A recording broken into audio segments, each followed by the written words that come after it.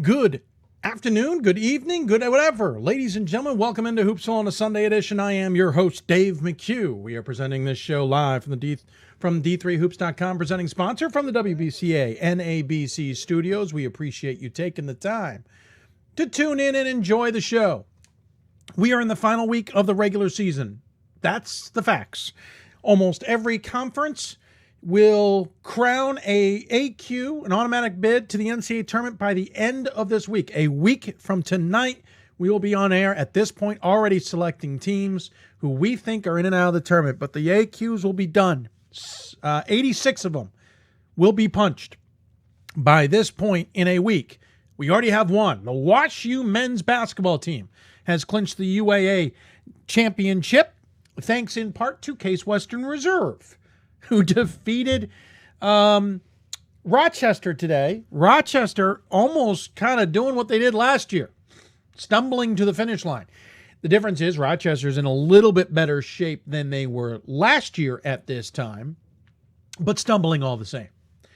Stumbling. It is not pretty. If you are a Rochester fan, you may be just a wee bit nervous.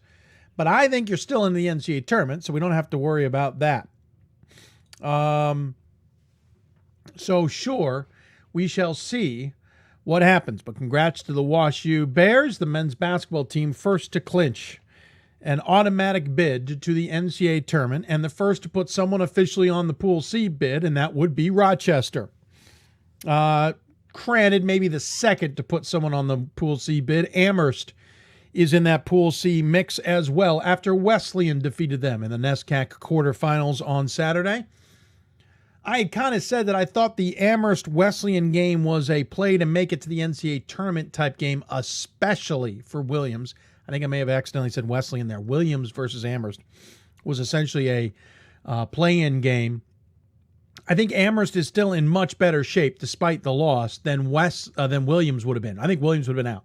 I think Williams has to get to the championship game to have a chance. Wesleyan is now, I think, a little bit more on the bubble as well. But maybe Amherst is certainly on the bubble. They've got a really strong SOS. Their current results versus regionally ranked opponents is very strong. But I don't know how the committee's truly reading into those numbers. I think there's been a slight change with that. I kind of got a little bit more information over the weekend. You know, that .03 equals 2 games is certainly a lock. We know that. But if you have a .2029 SOS, they're not going to give you 2 games. And I think we've always known this. If it's a .015 or a .045, they're not going to give you 1 or 3 games. .06 kind of equals 4 games, but after that, it's a moot point. So Amherst is going to have some strong SOS numbers against some teams, but it doesn't sound like at some point, that strength is going to be the big weight. And I'm curious on how that's going to affect the NESCAC with some strong numbers. But Amherst now on that Pool C bubble, Rochester on that Pool C bubble. Of the two, Rochester's in for sure. We will see about Amherst. We will. Brandeis men hit a school record 17 three-pointers. Thanks, Alan, for that news bit. Almost defeated WashU. That came down. It was a 4-point win by the Bears over the Judges. I watched a little bit of the end of that.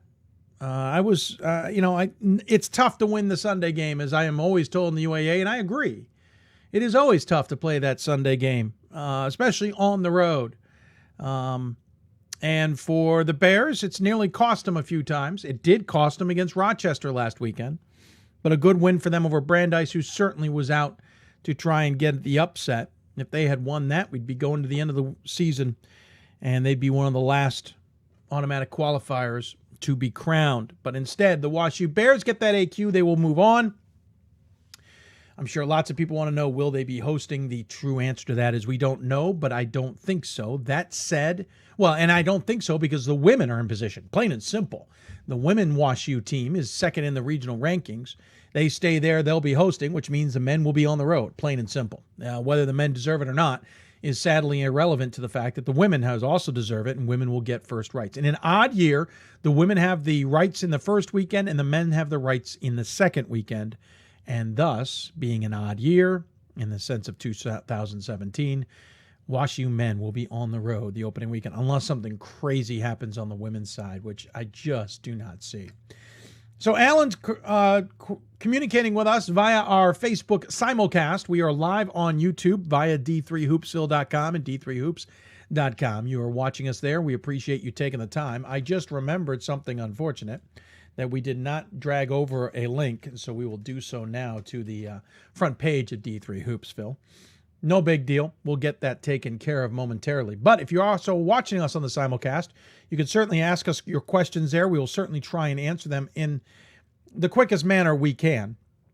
In the meantime, you can also ask questions on the YouTube chat room. But again, we're monitoring everything, so it may take us time to get there. Bear with us. We will do our best.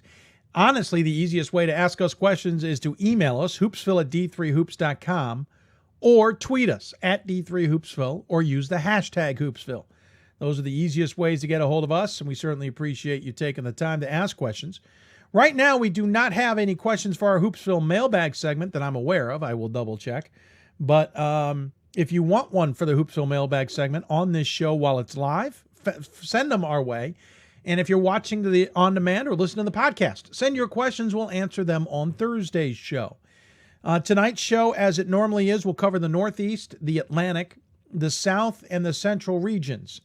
The caveat to that is, on Thursday, we would normally do that as well. However, I am looking to maybe change it up on Thursday just because we're in the middle of the conference tournaments. There may be other important information to get to. However, I will also say that this is our last Sunday doing this group of four. We will go with whoever we feel is the necessary guest next week on Sunday's selection special. We are looking to air that live. We will be finalizing those details, or air that live earlier in the day. We will finalize those details early this week. Looking to start as early as 4 p.m. Eastern Time. We normally have started about 6 p.m. and gone well into the evening.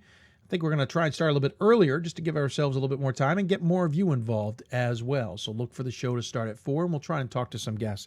But to confirm that, follow us on Twitter at D3Hoopsville and hashtag Hoopsville, Instagram at D3Hoopsville and hashtag Hoopsville, and Facebook, facebook.com/Hoopsville. Let's talk about the guests that we have on tonight's program. Mainly guests that are in a position to try and get into the NCAA tournament or do something in their conference tournaments. We'll start off with Maya Smith, Illinois Wesleyan women's head coach. They are sitting second in the conference, still with a chance to tie for first. I'm not 100% sure how the tiebreakers might break down from there. I can only keep so many tiebreakers in my head. But they've got a game coming up on Tuesday before the conference tournament. We'll talk to Maya Smith about their ability to possibly catch Wheaton. And more importantly, can they get in the NCAA tournament as an at-large if they need it? Stan Bonowitz from Concordia, Texas men's basketball will join us. They took a tough loss to Hardin-Simmons this week, but they're still in the mix. Remember, they were the second-ranked team in the South region. Not sure how far they may switch. They'll at least fall to third because I think Hardin-Simmons will move ahead of them. But what can they do in the ASC tournament to possibly get in themselves? It's being played at Laterno. There are 3 ASC teams that are trying to get into the NCAA tournament, at least what we see on the regional rankings. Obviously, everybody involved is trying to get into the tournament. We'll talk to Coach Bonowitz coming up about his team. In women's basketball, Matt Descharme will join us from Mass Dartmouth. Their team set a record for wins in a season, but they're second in their conference. In reality, they're the third seed because of tiebreakers. We'll talk to Coach Descharme about the chances of getting into the tournament, which looks pretty decent. But on the flip side of that, at the same time, do they need to go win the AQ? And what's it like to win the most games in regular season history? We'll talk to him coming up. Andrea Kendall joins us from Randolph Women's Basketball. They're our WBCA Center Court honoree. Believe it or not, it came down to one simple thing. She was about to go to the Navy and enlist and go to the Naval Academy. A phone call came in. How it has completely changed her life since then. We'll talk to her about that and some other fateful phone calls in her life that have altered the course of what she's doing and now that she's coaching at Randolph. And then Tim McDonald for Cabrini will join us, the number 2 team in the CSAC. Can they get past what is now a nemesis in Newman? They are 3-5 in the last couple of years against Newman. If they can get past Newman or at least stay in well-positioned in the Atlantic region, they've got a chance, although a tough chance, but they've got a chance, to get into the tournament for the first time since 2014, I believe. So we'll talk to him about that. So lots to talk about here, and we hope you will take the time to join us. If you got questions, again, tweet us at D3Hoops or hashtag Hoopsville. Email us, hoopsville@d3hoops.com. Join us on Facebook at facebook.com/Hoopsville. We will try and answer your questions at all times. A reminder, we are looking to be back on the air on Wednesday afternoon after the third regional rankings come out. Now, normally, in past years, the third regional rankings have been the final ones that we get to see. They still are the final ones we get to see before the brackets, but they aren't the final regional rankings. We will get the chance to see the week 4 ones, the very, very final week rankings after those brackets are released in a little over a week. However, these are the last public ones that we get to base a lot of our information on.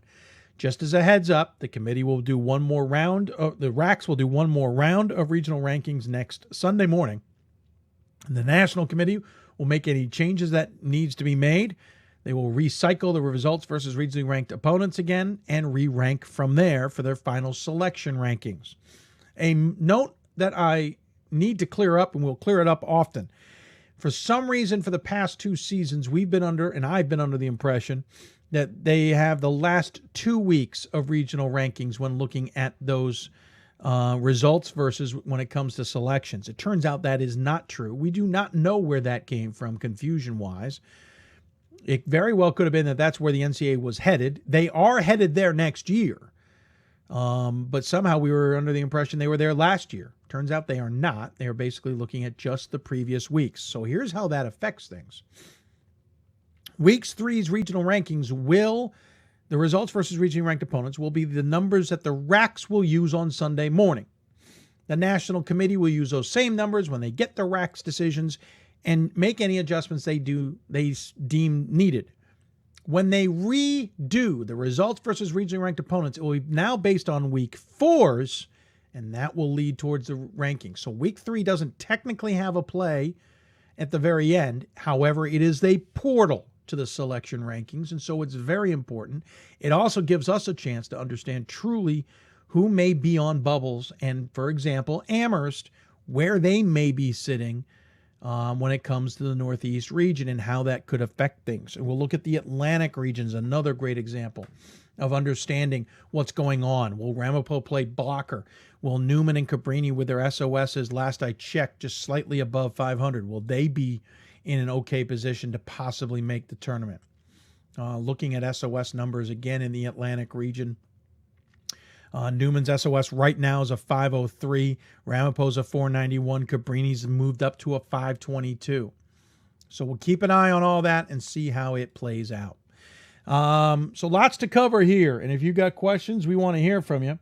Hats off, by the way, to Babson, who had to withstand a tough battle last night or Saturday afternoon. He hit a 3 in the corner for the winner from the feed from Joey Flannery.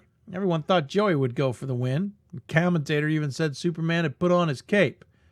Turns out, more likely, Superman found a counterpart, maybe Batman, let's call him, in the corner, who nailed a 3 for the win. Babson has been a second-half team. I did not have time to do it before today's game and or show. We'll try and do it in the future. But they have been a team that can be down double digits at halftime and come roaring back for the win. Could it cost them? Of course it could. It absolutely could cost them. But it's been fun to watch in the meantime. A couple other news and notes. We had a couple forfeits this NCAA tournament time. One of them was not understood. It's in the CUNY Act. Right, seemed to be maybe when the team was leaving to take off for their game. Gave John Jay, I think it was John Jay advanced as a result. I could be wrong on who it was. Maybe it was John Jay who had the forfeit, but it was a little odd. The second forfeit came in the end of the regular season game on Saturday. Southern Vermont at Daniel Webster.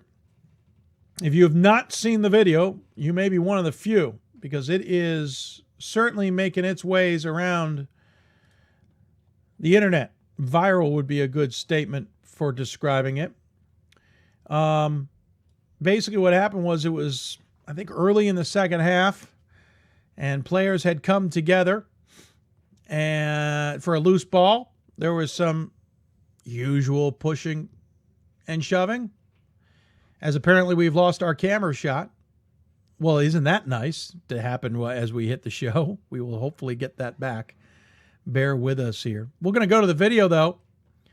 And here's what happened in the Daniel Webster Southern Vermont game. You see the scuffle, player pointing at another, and then Colcocks the guy, and then comes over and stomps him in the face. There was a police officer on scene just due to the fact that that's what he was doing, his job. As we have lost video, so bear with us as we're going to go to just a nice picture of our logo while I try and figure this out. Quickly about the Daniel Webster game, though. Officer was on duty and proceeded to arrest the gentleman for the punch. A woman came out of the stands and interfered, so she was arrested. Another student athlete for Daniel Webster was apparently inciting the crowd, according to the police report, encouraging them to surround the police officer. The police officer decided to call for some backup, and 24 additional officers showed up to clear the scene. Daniel Webster forfeited the game. It was Daniel Webster's last home game, last game of its program's history, as the ITT Tech-owned school is closing its doors. Interesting enough, that is the first loss, technically, for Daniel Webster at home this season.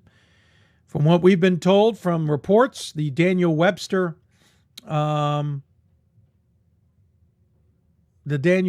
player has been charged with second-degree assault. The Southern Vermont coach has contacted me and said that he is proud of his team's reactions and how they kept their heads, and that his student-athlete is okay, though he is still being evaluated.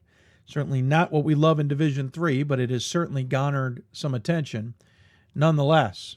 We will keep an eye out on what's going on with that story and figure out what's going on as time moves on, but a craziness nonetheless in Division III basketball that we certainly don't love, but happened nonetheless. Camera shot appears to be back. We'll keep an eye on that. Our computer has been showing some age, which is a wonderful segue right into our fundraising efforts.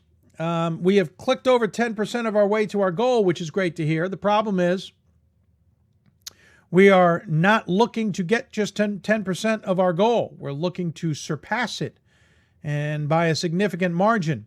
If you could be so kind as to consider helping us by donating the Hoopsville fundraiser, we would certainly appreciate it. Technically, the fundraiser has 9 days left in it. We do not want to extend it. If we extend it, it takes us longer to get some of the financing and thus pay off some of the bills that we need to pay off by the end of the regular season. And our trip to Salem has got some costs involved. We would hope you would consider helping us. At least look at giving a donation. We're not asking for a lot. If a lot of you give a little, it goes just as far as one donation. That is a lot. So please consider helping us out. We'll try and remind you throughout the show, and we will be peppering social media this week as we close out the last 10 days of this campaign. Please consider helping. Our donation, our goal seems a little high, but it's one that we have hit before. We've hit our goals the last 3 years. We hope you'll consider hitting our goal another time.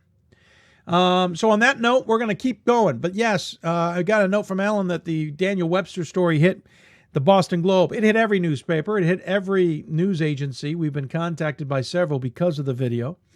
And I will tell you now, the video was given to us by somebody who was given to them. So we kind of got it around through the systems, as it were, thus why the video quality is a little bit worse than you would expect.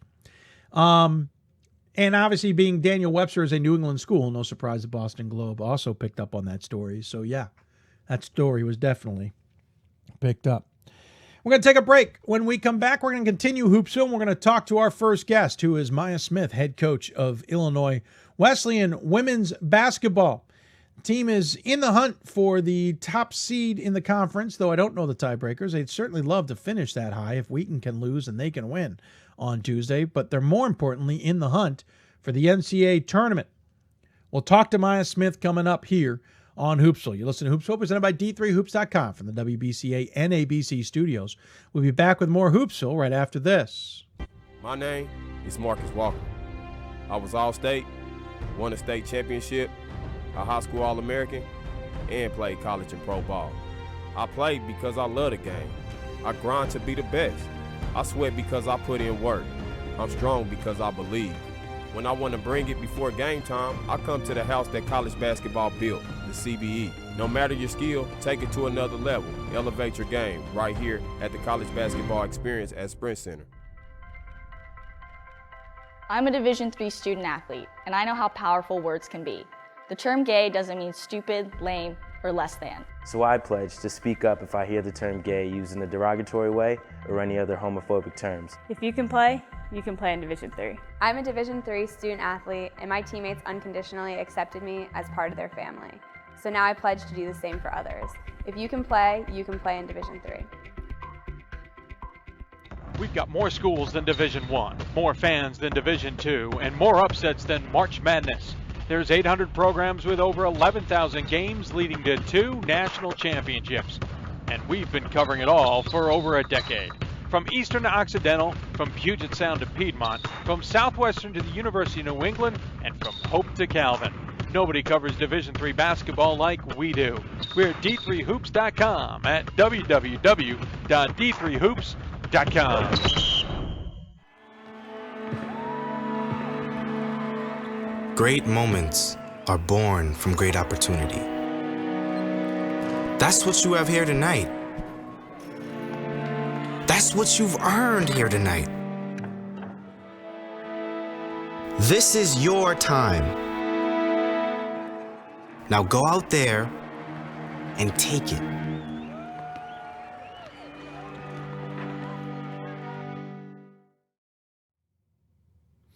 And welcome back to Hoopsville, everybody. Hope you are enjoying this Sunday night edition. If you got questions for us, tweet us at D3Hoopsville or hashtag Hoopsville. Email us, hoopsville at d3hoops.com. If you get any questions sooner, we'll try and get them in later on the Hoopsville mailbag segment.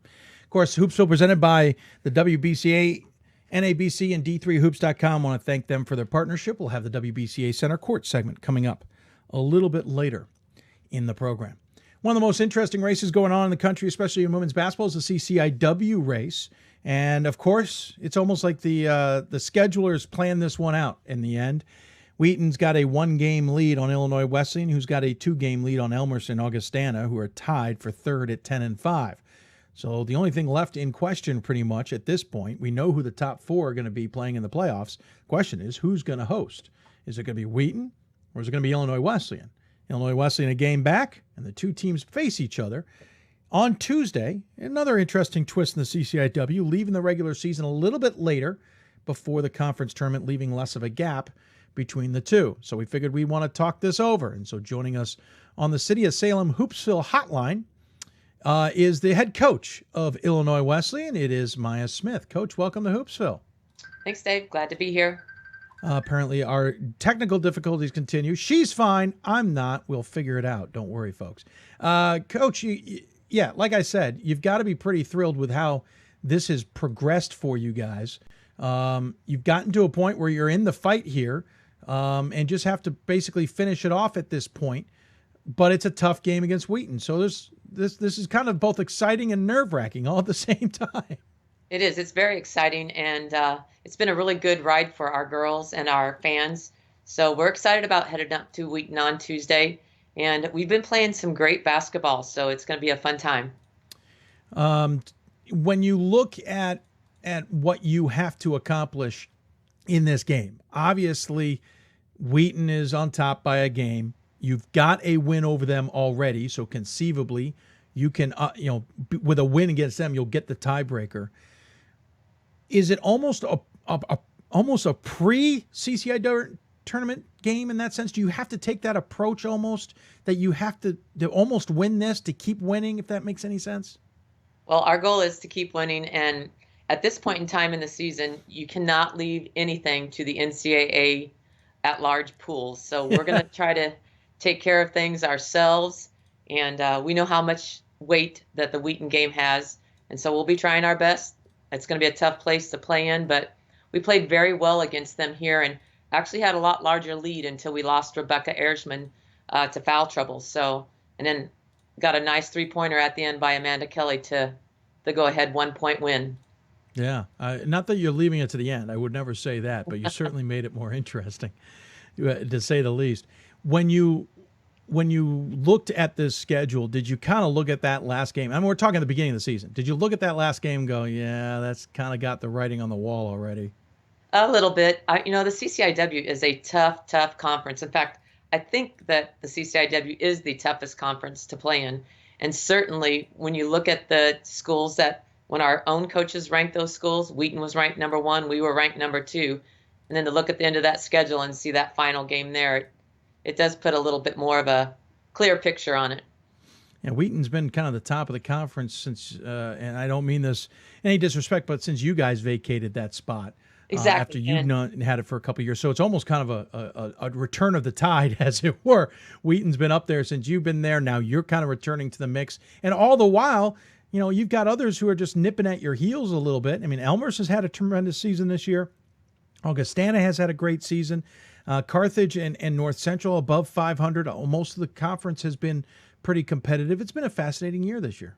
It absolutely has. And I tell you, you cannot take any team in the CCIW for granted. There are no guaranteed wins. You got to go out and play every game as if it's your very last game and make sure you get that win.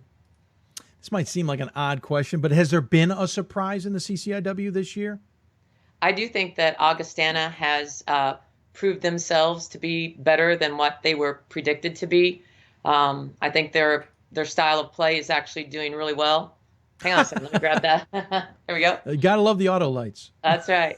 I think they're doing a very good job. And I do think that Elmhurst probably has surprised a few teams as well. Yeah, and interesting enough, they're the 4 who will be in the conference tournament. The other thing, too, interesting is the conference goes a little later this year. They closed that gap. Instead of having, about 5 or 6 days between conference season ending and conference tournament beginning, they throw this game later in the season. A fan of that plan? I actually am okay with it, and the reason why I'm okay with it is because we've added Carroll to the schedule into our conference, and that actually helps you schedule your season in advance a little easier. Instead of having to play 11 non-conference games, we're now playing 9, and that's a lot easier to schedule than 11. So I guess I don't mind playing a little bit later since we have the 2 guaranteed extra games. Sure. No, that makes complete sense to me. It gives you a little bit less wiggle room. My only concern is if you need to make up this Tuesday game, you're certainly in a little bit less bind to do that. But, I mean, that's probably going to be once in a blue moon type scenario. What's interesting, I find, is you're also in position, certainly, to make the NCAA tournament, highly ranked at number 3 in the regional rankings with a very strong SOS. You went out there and played a who's who in the non-conference season.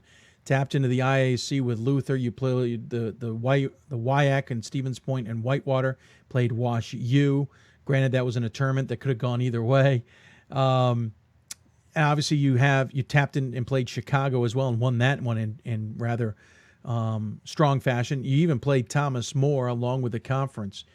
Do you feel that no matter what happens the rest of this week, that you can be comfortable with a chance of making the NCAA tournament, or do you still have business to do in the eyes of the NCAA? Well, I think we've definitely played a tough enough schedule, and our losses this year, we have 8 losses, I believe, right now, and out of our 8 losses, hardly any of those are big losses. Yeah. And we played Thomas More, I think, to a 4-point game. We did blast Chicago. We're playing some great basketball. But never, ever will I trust the NCAA for an at-large bid. So I think we've got to go out and take care of business as we need to. And that's against Wheaton come Tuesday night. And then we definitely need to win that conference tournament. It'd be great to host it here. Unfortunately, our men are out of the tournament playoffs. So we would have a huge, huge crowd. I think a lot of people think this would be a great place to have the CCIW tournament. Sure. I can understand that entirely. Yeah, unfortunately, the men struggled near the end and won't be able to make it themselves. What I also find interesting is, and I couldn't believe this was accurate, the last time you guys were in the NCAA tournament, you were the national champs in 2012. We haven't seen you back since. We got so used to the Titans being in the tournament that I was a little bit dumbstruck at the fact that we haven't seen you back. What's the last 4 or 5 seasons been like? It's been difficult to know that after the end of February, you're done. and you're almost at a loss with what to do with yourself. So, and part of that is that the NCAA has only taken one team from the CCIW in the last 4 or 5 years, which is that's hard for me to understand, because especially when it's the number one team in the United States. Well, that's the question I have is has this been a conference where the bottom and middle just haven't been as competitive as it has been in the past, especially out of conference? Or has it been more of a sign that the rest of the country has gotten better, and so there's more teams around the country to enter into the conversation than there used to be? I definitely think women's basketball has improved over the last few years. And, Division III is the largest body of women's basketball that there is. So anytime you can break into the NCAA tournament, that's 64 teams, that's saying a lot. That means you're in the 80th percentile. So I think it's a good thing. I do think that our conference is strong enough to have 2 teams in it, especially when some of the other conferences show up with 3 teams. I feel like we've been nipped in the bud a little bit the last couple of years, especially probably 3 years ago. I thought we should have been in. Yeah, I remember that one being pretty darn close. You guys picked us to be in. Yeah, I kind of remember that too. we unfortunately aren't always perfect, which is probably a good thing. It means we don't know too much. The bad thing is sometimes we can give false hope, and I can appreciate that. You have 6 seniors on this squad. I feel like this is the year for the taking, as it were. Like if you want to get it done this year. Well, we'd love to get it done for our seniors this year, and that would be an awesome thing, because they're all great players, they're all great students, and they're just wonderful young women. We only start one senior, and that's in Amanda Kelly, and we actually lost our second leading scorer, which was a senior, Gabrielle Holness from Connecticut. We lost her early in the season to a torn ACL. So we've lost the starter, one of our seniors, only start one senior. But boy, I will tell you, Dave, the roles the rest of those seniors play on this team are invaluable. We would not be near as good without them in their roles this year as they have been playing. Yeah, you're led by 2 juniors and a sophomore when you look at it statistically. They're the ones in double figures, and a junior in Molly McGraw and a junior in Rebecca Ershman. I didn't say her last name right. Erisman. You're close. Ershman. Maddie Merritt is your sophomore. It's 17.7, 12.2, and 11.8 points per game, respectively. Erisman's got 6.3 rebounds, and Merritt's got 5 practically. Of course, Erisman's hands out 3.5 assists on top of that. They're just playing with all the toys, as it were, that trio. But again, it's not seniors. So while you still will lose 6, and as you point out, they're certainly important, you also bring a good core of this team back for next year, who's probably going to be excited to build off of whatever you finish with this year. They will be, and I think we'll be right where we left off. There'll be no let up despite losing those seniors. We've got young kids already in place that are willing and ready to step up. So we're gonna fight back next year, just taking off right where we left off this year. I am positive of that. Talking to Maya Smith, head coach of the Illinois Wesleyan Titan women's basketball team. Got Wheaton ahead of them in the conference finale, and then probably have Wheaton ahead of them in the conference tournament should both of them take care of business next weekend. So moving forward, what's the message to the team? I mean, you could probably have had certain messages all season, or you've been drilling the same one home the whole darn time. At this point, it's all or nothing. Even if, yes, a loss to Wheaton doesn't end your season, but it makes it a little bit more challenging. So what's the message to the team at practice, whether it was today or tomorrow, whenever, ahead of Tuesday's game? Well, my message to my team is that they are a very good basketball team. And when we're tuned in to our game plan and we can adhere to that game plan, I think we're very tough to beat. Even I like to watch them in practice and in the game. We can do some amazing basketball things. I like our pressure defense. I like our ability to get to the rim with a dribble drive. I like our post-up game. I like our three-point shooting game. I just think we're a very good team. And, that's I'm a little cautious sometimes, but we've got a lot of weapons and a very dangerous team. And the most important part is how hard we work on the floor. There is not a game goes by but what somebody doesn't make the comment about how hard my young ladies work, and that makes me very proud. I see 80 points a game, nearly 79.5 offensively. I see 66.75 points defensively. That tells me two things. One, you're a defensive-minded squad, and I'm used to that. I don't know a Titans squad that hasn't been defensive-minded. But you also have an offensive punch to this team. How can you perfect both? I've never seen a team truly perfect both. There are some great defensive teams who certainly put up some points, but they focus on the defense. And I see some great offensive teams who can play a little bit of defense to win games. But how do you get both down, Pat? Because it seems you're able to do both. Well, thank you for that. I think probably our biggest key is that I'm not too worried about shot selection. I don't want us to take bad shots, but I do want us to take our first good look. So kind of having the green light, I think, for my players helps them a little bit. And then they definitely know that my focus is on the defensive end of things. So anytime we can up our game defensively by using our press or taking out one player's leading scorer by maybe face guarding or denying them the ball, then, things tend to go our way. But we've got a blend of girls that just seem to understand what it takes to win. And when we do that, like I said, we're a lot of fun to watch, and our crowd loves us. Our home crowd loves us, and it's been a great year for me so far. And I am so focused on what we have to do next in order to keep going that it's been a great year so far. You guys are 3-3 in the month of November. I am quite sure you'd love to not see the month of November again, considering you're 14-4 the rest of the way. By the way, we'll get to the lights in a minute. I got a funny message. But what about November can you use now? And what about the experience of going through November? And listen, it was a tough group of games. I'm not taking anything away from that. But what can you use now moving forward to help maybe get over the Wheaton game on Tuesday or get past whoever you need to get past to win the CCIW? Well, the point that we're driving home is that we were right in all of those games. Yeah. We lost at home to WashU by 1 point. WashU's ranked in the top 5, I think, right now, or the top 6.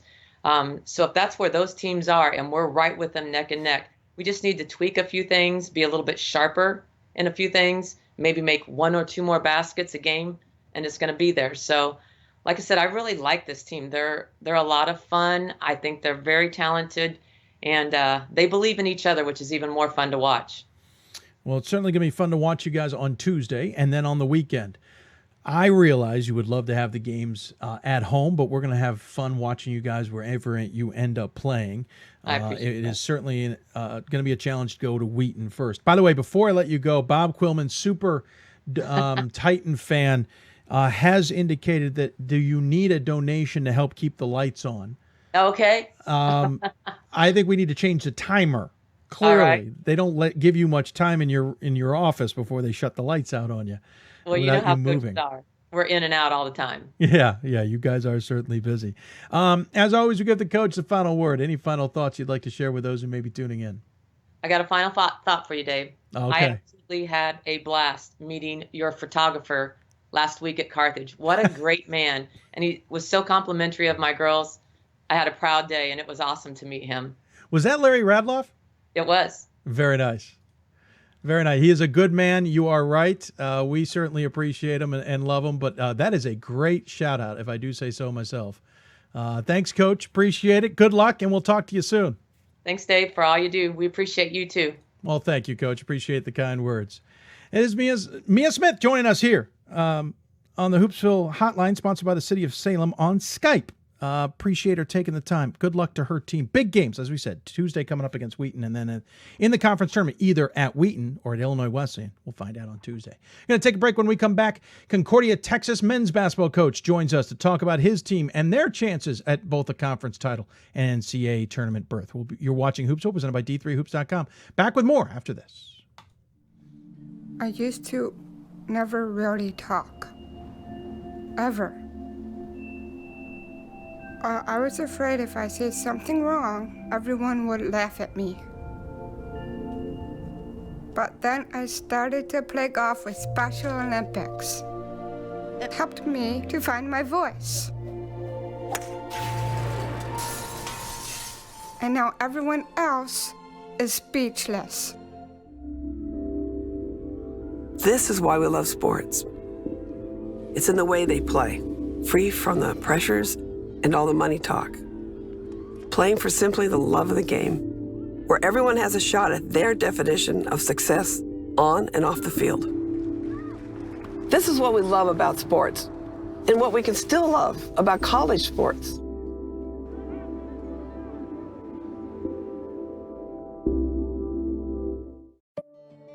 At George Fox University, our promise is that every student will be known, personally, academically, and spiritually. To be known means professors and staff know you by name. It means you're valued, encouraged, and challenged. It means we'll listen to you and with you as you pursue God's call in your life. At George Fox University, you will never be a number. You will be known. Visit georgefox.edu to learn more. We've got more schools than Division I, more fans than Division II, and more upsets than March Madness. There's 800 programs with over 11,000 games leading to 2 national championships. And we've been covering it all for over a decade. From Eastern to Occidental, from Puget Sound to Piedmont, from Southwestern to the University of New England, and from Hope to Calvin. Nobody covers Division III basketball like we do. We're at d3hoops.com at www.d3hoops.com.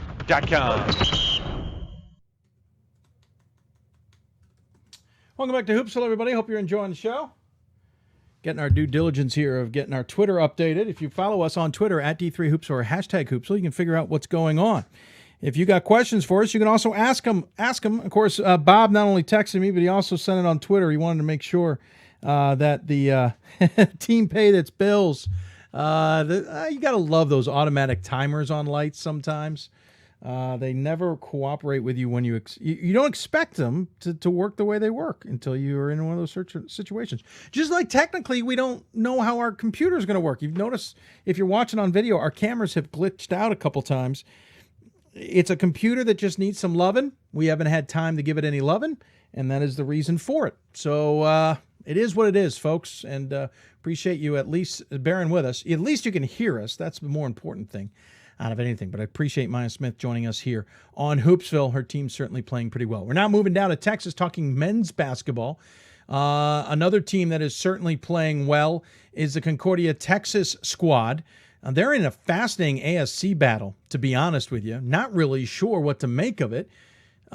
Whether there are truly 3 teams that could make it to the NCAA tournament or just one. It is really a weird South region. So we figured we'd at least get the thoughts of somebody on it who might know maybe something. Head coach of Concordia Texas men's basketball joins us, Stan Bonowitz on the City of Salem Hoopsville hotline. Coach, welcome to Hoopsville. Oh, I got to unmute you. Hold on. There you go. Welcome to Hoopsville, sir. Thanks for having me, man. I appreciate it. It's been a couple of years, but excited to be back on. Well, I appreciate you taking the time. Yeah, it's fun to get coaches back on that we haven't had in a while, and certainly you guys qualify for that. Tough game, I know, against Hardin-Simmons on Thursday, but I guess one that everyone kind of expected. There's no way anyone thought that was going to be an easy game. That was a really high-scoring affair against 2 pretty darn good squads, it appears. Yeah, absolutely. Hardin-Simmons has a really, really good team. I mean, they're a team that won the conference tournament last year. They returned everybody from that group, and really, up until this point in the season, they haven't really been healthy, and they're finally healthy, and they're playing well. And, we went down, and we fell down by as many as 22. It was a crazy game. We fell down by 22 with about 16 minutes left, and then with 2 minutes, we were up 5. And we just couldn't down the stretch. We couldn't make plays when we needed to, and to their credit, they did a good job of getting to the line and drawing some contact and made plays that we couldn't make. But it was a fun game, and it's always fun this time of year. I was telling our guys, it's always fun to be in games that matter, and you want to be involved in them in some capacity. You'd like to win them, obviously, but I was proud of the effort. And it's no such thing as a good loss, but Hardin-Simmons is a quality ball club, and to go and compete the way we did, I was proud of our team. The game had a lot of ramifications on it. Certainly, it has to do with seeding in the conference tournament, who's going to play who and when. The other thing that stood out to me, too, is the fact that you were number 2 regionally ranked going in. Hardin-Simmons was number 3. I think they were almost splitting hairs at figuring that one out. certainly it looks like Hardin-Simmons will move ahead. Do you feel like you've maybe lost the opportunity to afford that at-large chance, and now you have to win the conference? Or were you confident with the fact you were that high to begin with? Well, it's honestly for us, it's a little bit foreign. We have not, the year we won our conference tournament back in the 12-13 season, we were going into the tournament, and I think we were maybe fourth or fifth regionally. So to be second on the cusp of being one was a different place for us. And I feel like, when you go into that kind of environment, you're playing a team that has the RPI and the SOS that Hardin-Simmons has. If you beat them, you feel like, man, you got a pretty good chance of getting yourself on that at-large line. But at this level, the one thing I've learned, the only certainty is certainty, and that's winning the conference tournament. After that, I think you see it at all levels, but I've especially found it to be true at this level, is you really have to win that conference tournament to feel good about it. So would we have felt better going into the conference tournament, having won that game and then beat McMurray? Absolutely. But would we have felt comfortable? Would I have felt comfortable that with that win it would have solidified anything?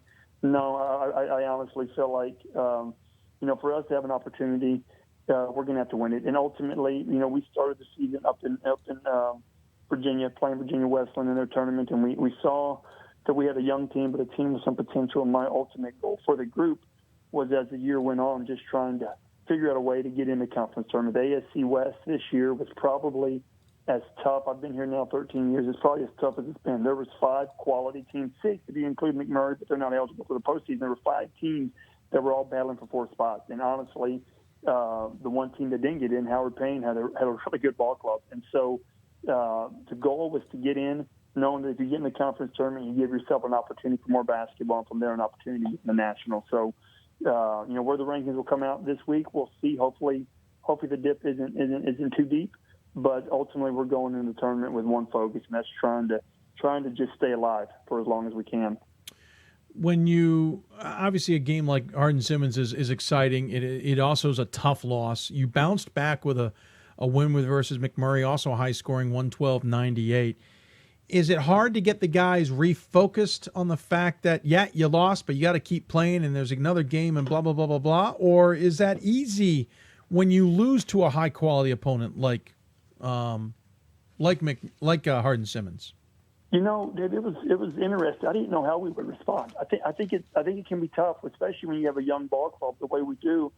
I didn't know exactly how we'd come out. The first time we played McMurray at our place, they kind of beat us up physically, and we were fortunate to beat them. So I was really, really, the game I was most concerned about coming into the weekend was the McMurray game, because I knew our emotion, our focus, our adrenaline would be really high for Hardin-Simmons. But my concern was if we won the game, the letdown, and then if we lost the game, the hangover of getting over it. And so, to our guys' credit, honestly, I didn't say much, man. We just talked about getting to the next play, and we talked about having an opportunity to get to 18 wins, which is something that as a program and at our university hasn't happened on a consistent basis, hasn't happened but maybe 1 or 2 times in this conference. And so there were some other things we were striving for, and more than anything, what we really talked about was momentum. I think going into conference tournaments, it's so important that you have some momentum on your side, and then you can kind of hope to carry that with you. And so, we didn't feel like that, like the loss against Hardin-Simmons was a momentum killer, but we knew Saturday with McMurray that was a pivotal moment for us. And so, to our guys' credit, honestly, we talked a little bit about it, but they kind of did a really good job. I was kind of sitting back just wanting to see how we would respond. And we, I think the first half we shot near 70%. So hopefully we didn't carry, too much momentum and lose some of it on the trip to Longview. But the guys did a great job of preparing themselves, and they came out and played really well and finished the regular season on a really positive note. Is this a team that has to go out there and just outscore its opponents? I mean, you're scoring 98 points a game and giving up 91.2. Opponents are shooting 50% against you, though you're shooting 40% from beyond the arc against your opponents, and you're being out-rebounded by 3. Is this just a team that just has to go out there and outscore its opponents? No other equation about it? It's going to be tough for us. Our tempo has always been kind of what we're doing. We've always been a pressing team. We've always been a team that's been, we don't necessarily try to shoot a goal. We don't have a goal of trying to get to a certain number of points. We just want a certain pace. And with that pace usually does come points.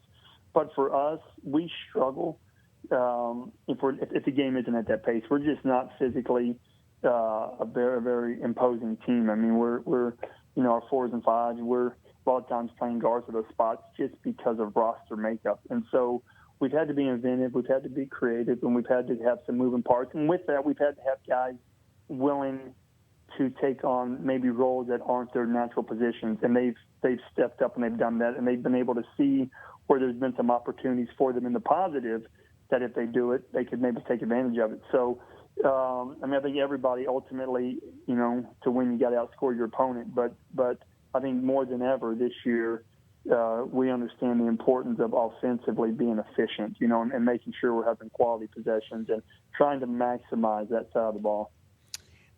This team is kind of got an interesting mix. You certainly have your fair share of seniors. Looks like 2.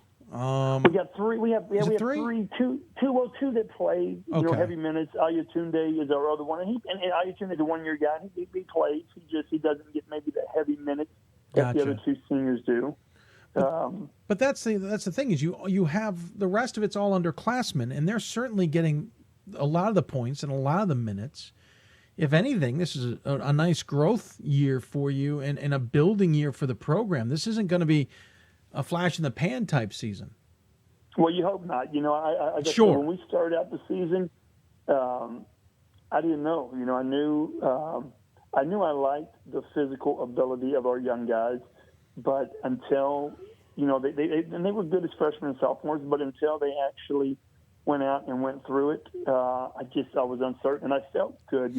Our second game of the season, we went up and we got beat in the Virginia Westland tournament. We beat North Carolina Westland, who had a really good, has a good program, well coached. We were fortunate to beat them, and then we played Virginia Westland, got beat by maybe 3 or 5 at their place. But they were a pretty experienced ball club, and for us to go into that environment, play in front of what was a pretty hostile crowd against a quality team with a great reputation, great coach, to go through that in the last 2 minutes, be competitive and feel like we had an opportunity, I thought there was foundationally something to build upon. And then it was just going to be a matter of how that progressed throughout the season. And to our younger guys' credit, they've stepped up, and to our seniors, especially Rashad Coleman, who's a 4-year guy, 3-year starter, he has really done a great job of leading the group and giving up some of what his stats could be to help the progression of these younger guys. And he's almost, and sometimes to a detriment, he's almost taking a back seat. And fortunately here lately, in the last couple of weeks, he's starting to get back in the driver's seat. And if he'll do that, it'll give us a better opportunity, and it'll give, like you said, those young guys an opportunity to continue to grow, because hopefully, if we can, the more we can extend it, the more experience we can get, and the more that it helps this year, and the more it helps our group going forward. What's interesting is, again, so you got Joe Neal, I believe is a sophomore, 19.6 points a game, 7.8 rebounds a game. Ephraim Price, a junior, 18.2 points a game. Then Rashad Coleman. He's a sophomore as well. Oh, Price is a sophomore as well? Okay. Yes, sir. So Price is oh, yeah, you're right. And maybe I'll just look at my notes. Price is a sophomore, 18.2 points a game. Then Rashad Coleman, a senior at 13.2. Then you've got Ben Page. He's the one I had marked as a junior at 12 points a game. Joshua Samuels, 11.5, and Philip Mickle. I'm not even close. With it, yeah. Sorry, Philip. 8.2 points a game. Mickle's a sophomore. He's a freshman, actually. He's even a freshman. He's a redshirt freshman, which is even better for you guys. And Samuels is a junior. So these guys, I mean, the 6 guys I just mentioned, who are all either double figures or almost double figures in the core group, 5 of them come back next year, and they're gaining all this experience while the top guy, Rashad Coleman, is hanging back. This can be a dangerous unit this week. Oh, I agree with you. It's scary. It can be dangerous in that it could be dangerously bad or dangerously good, depending on what we do. But it's a group that, again, to their credit, they played hard. We've had maybe 1 or 2 outings where it was a team that I didn't recognize. But for the most part, we've competed hard. We've had some injuries, and everybody does. We lost Ben Page, who is our inside presence. We lost him right before Christmas, and he was out for 2 to 3 weeks. And we really, really, really had to be creative whenever he was out. And since he's been back, I think we're 8-1, 9-1. We've been playing good basketball, and it's a group that is kind of coming into their own, and hopefully with the seasoning they're getting, their confidence will continue to grow, and they'll see that there's a lot of different ways, they can go about helping, affect the outcome of the game. And we just, we've been fortunate. We have a lot of different, ways we can score it. It's not typical. It's very atypical. And when you're atypical, that can be, like I said, that can be really dangerous for the opponent, but it can also be dangerous for the atypical group, because there's a reason things are typical, because they typically work. And so, we are a little bit different, but, it's been fun. And like I said, I'm excited about the fact that we have another game to prep for. We're playing a really good UT Tyler team, a team that's really talented. They're well coached. We were able to beat them the first time, but we had to make a lot of shots the first time to beat them. It was just a matter of we just made a couple more. And I know, there wasn't really a matchup going into the conference tournament I was excited about, but this is one that as a staff, I know we're not excited about, because it's a good ball club. It's a team that's very talented, and that creates a lot of problems for us, a lot of matchup problems for us. Obviously, you're going to have to play 3 games in 3 days, all at Laterno. The games are Thursday, Friday, Saturday, and you start off with a 5 o'clock local game, the third of 4 against Tyler. And it's a lot of basketball in 3 days, but a lot of high-pressure basketball, as you've alluded to. You probably have to just go out there and win the AQ if you want to get in. And Laterno would like to do the same thing. They're in position. Hardin-Simmons most definitely would like to do the same thing. That's 3 teams alone, and we're not even talking about those with experience like Dallas and Mary Hardin, Baylor, and the rest who would love to spoil the day. This is going to be a tough tournament. How do you keep the guys focused? Well, the cliche, you just say, you take it one at a time. You go in. The one thing we've really tried to do, Dave, this year is remove ourselves from outcomes, and really, and you hear Nick Saban talk about it, and you hear a lot of people talk about the process, but really try to focus on that. That's why after the Hardin-Simmons game the other night, there wasn't a real disgust. There was some disappointment. There were some things we could have done differently down the stretch that we didn't do, but there wasn't a lack of effort. Like, our guys played really, really hard, and so did Hardin-Simmons. And if you do that and you dive into that part of the process of competing and playing really hard, then the outcomes, there's so many things that go into outcomes that if you try to obsess over those, you'll make yourself crazy, and you'll make the season will be miserable, and it just won't be fun. And so we try to really focus on what we can control. We can't control the at-large. We can't control what happened last weekend. All we can control is really just having 2 good days of practice, getting on a bus Wednesday morning, going to Longview, having an hour where we're sharp, and then hopefully we come out Thursday and we play hard.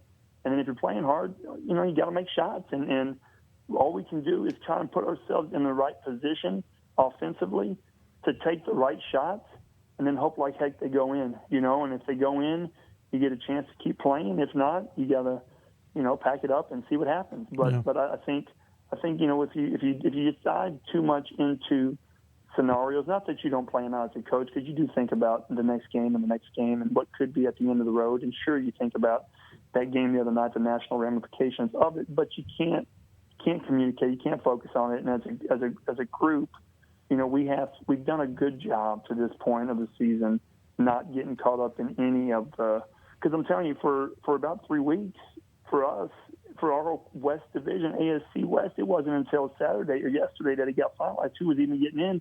There was questions of who was even going to get in the tournament. There was pressure there. We've really been in a playoff scenario for about 3 weeks since mid-January. We've kind of been every game, whether it was going to Howard Payne, going to Sol Ross, having the Abilene schools come to us, having to go to Mary Hardin Baylor. Like, every one of these games has had playoff implications. And so there hasn't been, like in the past, where you knew, as long as you kind of took care of what you needed to take care of, you were going to get in the conference tournament. That wasn't the case this year. And so for everybody, for all 5 teams that were battling, it was kind of playoff intensity. So, we've been able to stay in the moment. We've done a pretty good job staying present, and hopefully we'll be present Thursday night enough to give ourselves a chance.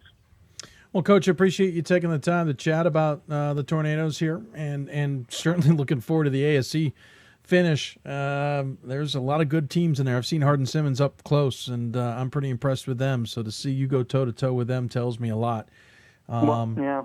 And I'm sure you guys would love to just get the ball tipped up after all, but you're going to have to wait till Thursday. Yeah. The hardest part, Dave, right now, the hardest part is that drive home afterward and having to wait 3 days because, you're in a flow and you want to just go ahead and do it and figure it out. But you're right, the ASC is great. Hardin Simmons is a great ball club. Coach Carson's been good. Mary Hardin, there's so much tradition between Texas and Dallas, and it's nice to be able to get on with you guys, on a national broadcast and be able to give a little love to the conference because it's great basketball and there's really good teams. The Turno's had an outstanding season. Coach Miller's really done a terrific job. They've won 20 games. I mean, it's just every night. It's really good basketball. It's really athletic, really talented, and we're excited about being in the mix. Well, I appreciate you taking the time. We always give the coach the final word. Any final thoughts you want to share with those who may be tuning in? Well, just kind of echoing those sentiments of we have a great conference. We have a great product. We got really good coaches. We got good players. It's fun and it's competitive, and hopefully we can get as many of us in the national tourney and the postseason tourney to be able to go out and just show that to different parts of the country because we are kind of tucked away a little bit down here in Texas, and sometimes, if we get more exposure, it does nothing but help the conference. So hopefully we have a good weekend. Hopefully it's a high-quality weekend of basketball, and whoever comes out of it will, I know, represent the conference well and hopefully make a push at the national run and the national title and try and get to that Final Four. Well, we'll look forward to seeing what happens. Good luck to you and your team, and we'll I'm sure talk to you somewhere down the road. Yes, sir, Dave. Thank you, sir. Absolutely. Thank you. Night.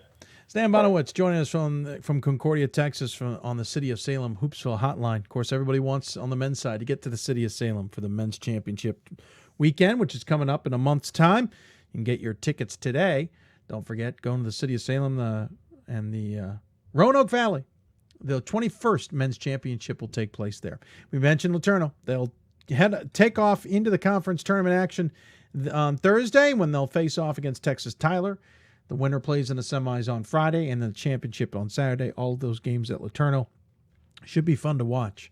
Some really good basketball out of the ASC. Going to take a break. When we come back, we'll switch gears, talk women's basketball, go from Texas to New England. We'll talk to Mass Dartmouth and their head coach about what they can possibly do in their own conference tournament. And then we'll head down to Virginia, get a preview of the ODAC tournament, but also talk to a coach who's had an interesting path, as it were. She keeps taking the road less traveled, and we'll show why it may be the best decision she's ever made. You listen to Hoopsville, presented by D3Hoops.com from the WBCA and ABC studios. More Hoopsville when we return. My name is Marcus Walker. I was All-State, won a state championship, a high school All-American, and played college and pro ball. I played because I love the game. I grind to be the best. I sweat because I put in work. I'm strong because I believe. When I want to bring it before game time, I come to the house that college basketball built, the CBE. No matter your skill, take it to another level. Elevate your game right here at the College Basketball Experience at Sprint Center. I used to never really talk. Ever. I was afraid if I said something wrong, everyone would laugh at me. But then I started to play golf with Special Olympics. It helped me to find my voice. And now everyone else is speechless. When George Fox University was founded in 1891, its creators envisioned two things: a challenging educational experience and a community where students could deepen their faith. 125 years later, the core of who we are remains unchanged, and our focus on the whole person, our Be Known promise, remains as vibrant and relevant today as it was back then. At George Fox University, you'll never be a number. You will be known. We've got more schools than Division I, more fans than Division II, and more upsets than March Madness. There's 800 programs with over 11,000 games leading to 2 national championships. And we've been covering it all for over a decade. From Eastern to Occidental, from Puget Sound to Piedmont, from Southwestern to the University of New England, and from Hope to Calvin. Nobody covers Division III basketball like we do. We're at d3hoops.com at www.d3hoops.com. 3, 2, 1. Welcome back to Hoopsville, everybody. It's our Sunday edition, our last, let's call it normal Sunday show of the season. We're covering the Northeast, the Atlantic, South and Central regions primarily. Don't forget, coming up, the WBCA Center Court as well. We say normal because a week from tonight, we'll be talking about the selections of who's in and who's out and making our own mock selections of who we think's making the NCAA tournament. And we'll then transition into NCAA tournament coverage. So our last Sunday as a status quo. If you've got questions for us, tweet us at D3Hoops or hashtag Hoopsville. Email us, hoopsville at d3hoops.com. Maybe you'll be part of our Hoopsville mailbag later in the show. You can also join us on Facebook where we're simulcasting the show Facebook Live. We sometimes answer questions there, usually on air, but sometimes with responses as well. Talking Northeast basketball in the Little East Conference on the women's side has certainly been interesting this year. Eastern Connecticut is the number 1 seed heading into the tournament, 18-7 overall, 12-2. But if you look just below them, Mass Dartmouth and Keene State ended up tying in second place at 11-3. Mass Dartmouth at a 21-4 record. And if you look at the last regional rankings on the women's side, Mass Dartmouth is right behind Eastern Connecticut. They're both 5-6 respectively. They both have an interesting chance of getting into the NCAA tournament. So we figured we would talk to the number 2 team, due in part to the fact that their win over Southern Maine yesterday set a program record at 21. And joining us on the City of Salem Hoopsville hotline is their head coach, Matt Descharme. Coach, welcome to Hoopsville. Thanks for having me, Dave. I appreciate it. I appreciate you taking the time. As I said, program record 21 wins. If I'm not mistaken, you've now done this twice in your 3 years. I think this record set the one you had previously set back in 2015 when you won 19 games. Certainly things are looking up for the Corsairs under the 3 years you've been there. It was something that started, I was the assistant under who's now our athletic director, and we started something back then that I think was a winning tradition, and I'm just happy that I'm in the position to continue that, and it all comes down to bringing in the talent and makes my job a lot easier. Sure, I can understand that. I should mention, by the way, actually the previous record was in 2013 when they went 20-8. Yeah, that was the postseason. Yep. Yeah, that included postseason. So this was the regular season record, and certainly a great mark at 21-4 to be regionally ranked 6th. To finish in what ended up being a fascinating race at the top of the LEC. You've got to be thrilled with how this season progressed. I am. I'm very proud of the team, and they handled some, we had some games that we had to have some big comebacks in, and the mental toughness that they've showed is something that previously I don't think was exactly where it is right now. So hopefully that's another step in the positive direction for what's coming up in the playoffs. That's always a mentally trying time when you're in the pressure situation. So we'll see. Certainly. You just played Eastern Connecticut once this year. Am I correct? No, you played them twice and lost to them twice. Yeah, I that's apologize. embarrassing. Yeah. Oh, yeah. Thanks for bringing that up, Dave. My bad. My bad. I was trying to look through the schedule. I mean, you only have a handful of losses. Keene State, Johnson, and Wales. Eastern Connecticut tripped you up twice. You have a win over Babson, a win over WPI. You have some significant wins in here to go along with what is obviously a very busy conference schedule. When you look at what your program has done this season by riding out what you say, getting some comebacks and riding out some of the tougher parts, how prepared do you think are you for next week and hopefully beyond? That's a great question. I like to think mentally and physically we're in a good spot. The girls have been very dedicated to the weight room this year. They go in at 7 in the morning a couple times a week, and they're really buying into it.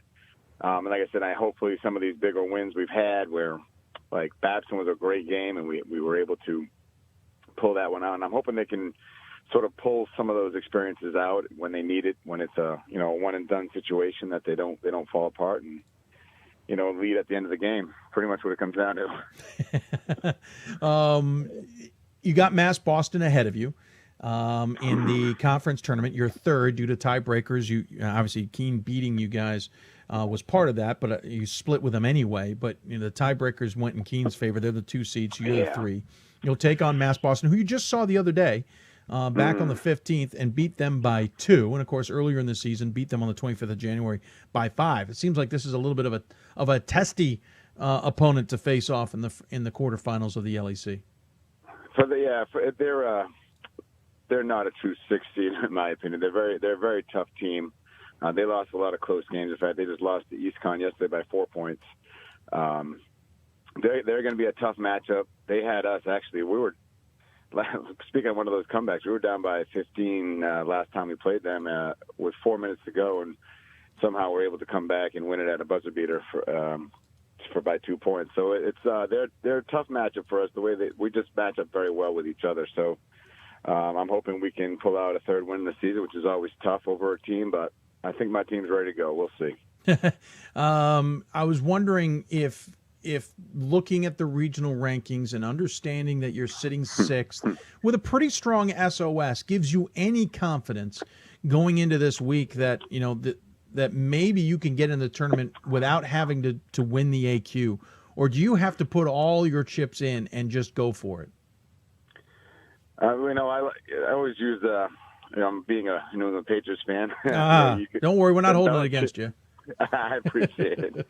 He always says you can control what you can control, right? And I'd rather not leave it in other people's hands and wait for voters to say whether we deserve it or not. I want to earn it. So I'm hoping we're going to go all in and try to, beat, hopefully, at the end of the day, 3 very tough teams and make our stand.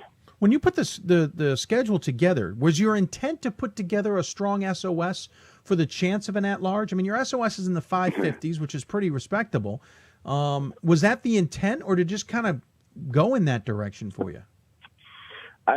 It was definitely intent. I'm just trying to find a lot of our conferences in our area and try to take some of the top ones of those conferences and play them. Hopefully come out on top, but you never know with that. But and hopefully that would help us put us in a better position, and as long as we won them. So hopefully it was definitely part of the plan, and hopefully that we can get the LEC back to a 2-bid conference. Yeah, it's certainly a possibility as it stands now. You've got a bit of a young team. You do have 2 seniors, but they're not, when you look at the stat sheet, necessarily the ones that jump out at you. You do have Rachel McCarron. She's averaging nearly 11 points a game and about a rebound and a half, about 2 assists a game on top of that. And then you have another senior who's played in all 25 games coming off the bench at 3 points a game, and Addie Alicea Cordero. But the rest is juniors and sophomores. This team feels like it's come of age just about a year earlier than maybe many would have expected it to. You have no idea how true that is. We actually, the one senior, Adiana, is she's got a year of eligibility, and she's planning on coming back. So we might only lose 1. But the second part of that is we actually had another one, Megan Ronigan, who was a preseason All-American 2 years ago, and was a 2-time conference player of the year. So she left with a knee injury at the beginning of the year, so she actually missed her whole senior season. So that was a moment of growth for the team, because I was kind of like, okay, well, there goes my whole game plan for the year. Let's redraw this out and see what happens. And there's been a couple of young people, and Rachel actually was another one, that they all stepped up and sort of were like, Coach, we got this. We can do it without her. We'll miss her, but we can still move forward. So one of the sophomores actually as well, Nakara Exman, who's had an outstanding year, really picked up a lot of slack. So it's been a situation I didn't see. I wouldn't have seen that at the end of last season, like this happening the way it has, but it's been special and it's been fun to be a part of. Yeah, Exman's averaging 16.5 points a game, 10.5 rebounds a game, assist and a half a game, on over a steal a game, and shooting 64% from the floor, 56% from the free throw line. So we'll try and rein our excitement in a little. But, a little Dwight Howard, or Yeah, exactly. Alicia, is it Cuddle? Q-Till, the junior, 13.5 points a game, 7.7 rebounds a game, 2.5 assists a game. On top of that, block and a half a game. You've got, and she's a junior. We mentioned Exman being a sophomore. You got a couple more juniors who are certainly contributing a lot, and Leah Dowdy and Chelsea Houlihan. And there's more. We could keep going down the list. So clearly they picked up the slack, and Exman with a double-double is certainly putting a lot on her shoulders. She stepped up hugely this year, and she had a talk with Megan when she went down with a knee injury, and Megan sort of said, hey, you're going to take this over. You're going to be the one that steps up, and she took it to heart. She's been working hard. Like, she's a crazy athlete. She's so athletic, but the growth from last year as a basketball player to this year has been tremendous, and it's showed out in her stats and her production. When you look at what you've been able to accomplish, not only this season, but the 3 years you've been there, you were an assistant on the men's program, if I'm not mistaken. It was the women's. It was the women's program. I apologize. Yep. And you had graduated from this school, so certainly this was a program and something that was near and dear to you. So what you pulled off in the last 3 years and what you have done this year to win 21 games in the regular season, have you gotten a chance to be able to sit back and appreciate the turnaround this program has had? No. Fair. I think after this year, when this run is done, like this year, I think I will. But right now, I was talking to somebody yesterday. I said, this is very surreal. And, now it's like I can't enjoy 21 wins because, a loss on Tuesday and you're done. And that season now, what does that mean? So, you kind of just next game, it's on to the next game, and let's see what we could do Tuesday, and then hopefully for Saturday, and hopefully Sunday, and then who knows what the future holds from there. As you mentioned, quarterfinals on Tuesdays, we said, against Mass Boston, who apparently on our graphic we say is 9-16. They are 9-16. I just wanted to confirm that. 5-9 in conference, but as you said, with a lot of tough losses. So what's the message to the team? I mean, I realize at this point in time, the coaches have probably either absolutely beat one message into the ground and probably 6 feet under over the course of 25 games, or you've been adjusting the message and trying to find what works per the moment or per the stretch or per the game in particular. What are you going with now? What are you trying to emphasize to this team as you move forward with what you think you need to do on Tuesday and hopefully you can do on the weekend? At this point, I'm hoping that they understand that if they have to play their game, believe in what they've done so far, trust in their teammates, and it's not about I don't believe right now. We played this opponent twice. We played the Little Leagues twice each, and we know each team, but it's like we have to make sure that team is not making us play like any other team than ourselves. Because when we play another team style, or they dictate the pace, they dictate how we play, then we don't play very well at all. And that's happened a couple times this season. It actually happened last time we played Boston. They controlled what we did. It made us play out of character, and we had a double-digit we were behind double digits at some point. Yeah. So when we start playing like ourselves, when we, sometimes listen to some guy that is, at the end of the bench with a tie on, they listen. Sometimes it works. And it's just saying, now it's just like, let's just keep being who we are as a team. The biggest opponent we lose to sometimes is our own disbelief, our own mistrust. Sure. So I just try to really preach that to them and know that they are capable, and I believe they can do it. And as long as they do too, I think we have some good things in store. Maybe change the tie to a polo. I don't know. Just maybe they'll take the message differently. I'm just throwing maybe you're right. You're averaging 68 points on offense, but 58 points on defense. I get the feeling this is a really defensive-orientated squad.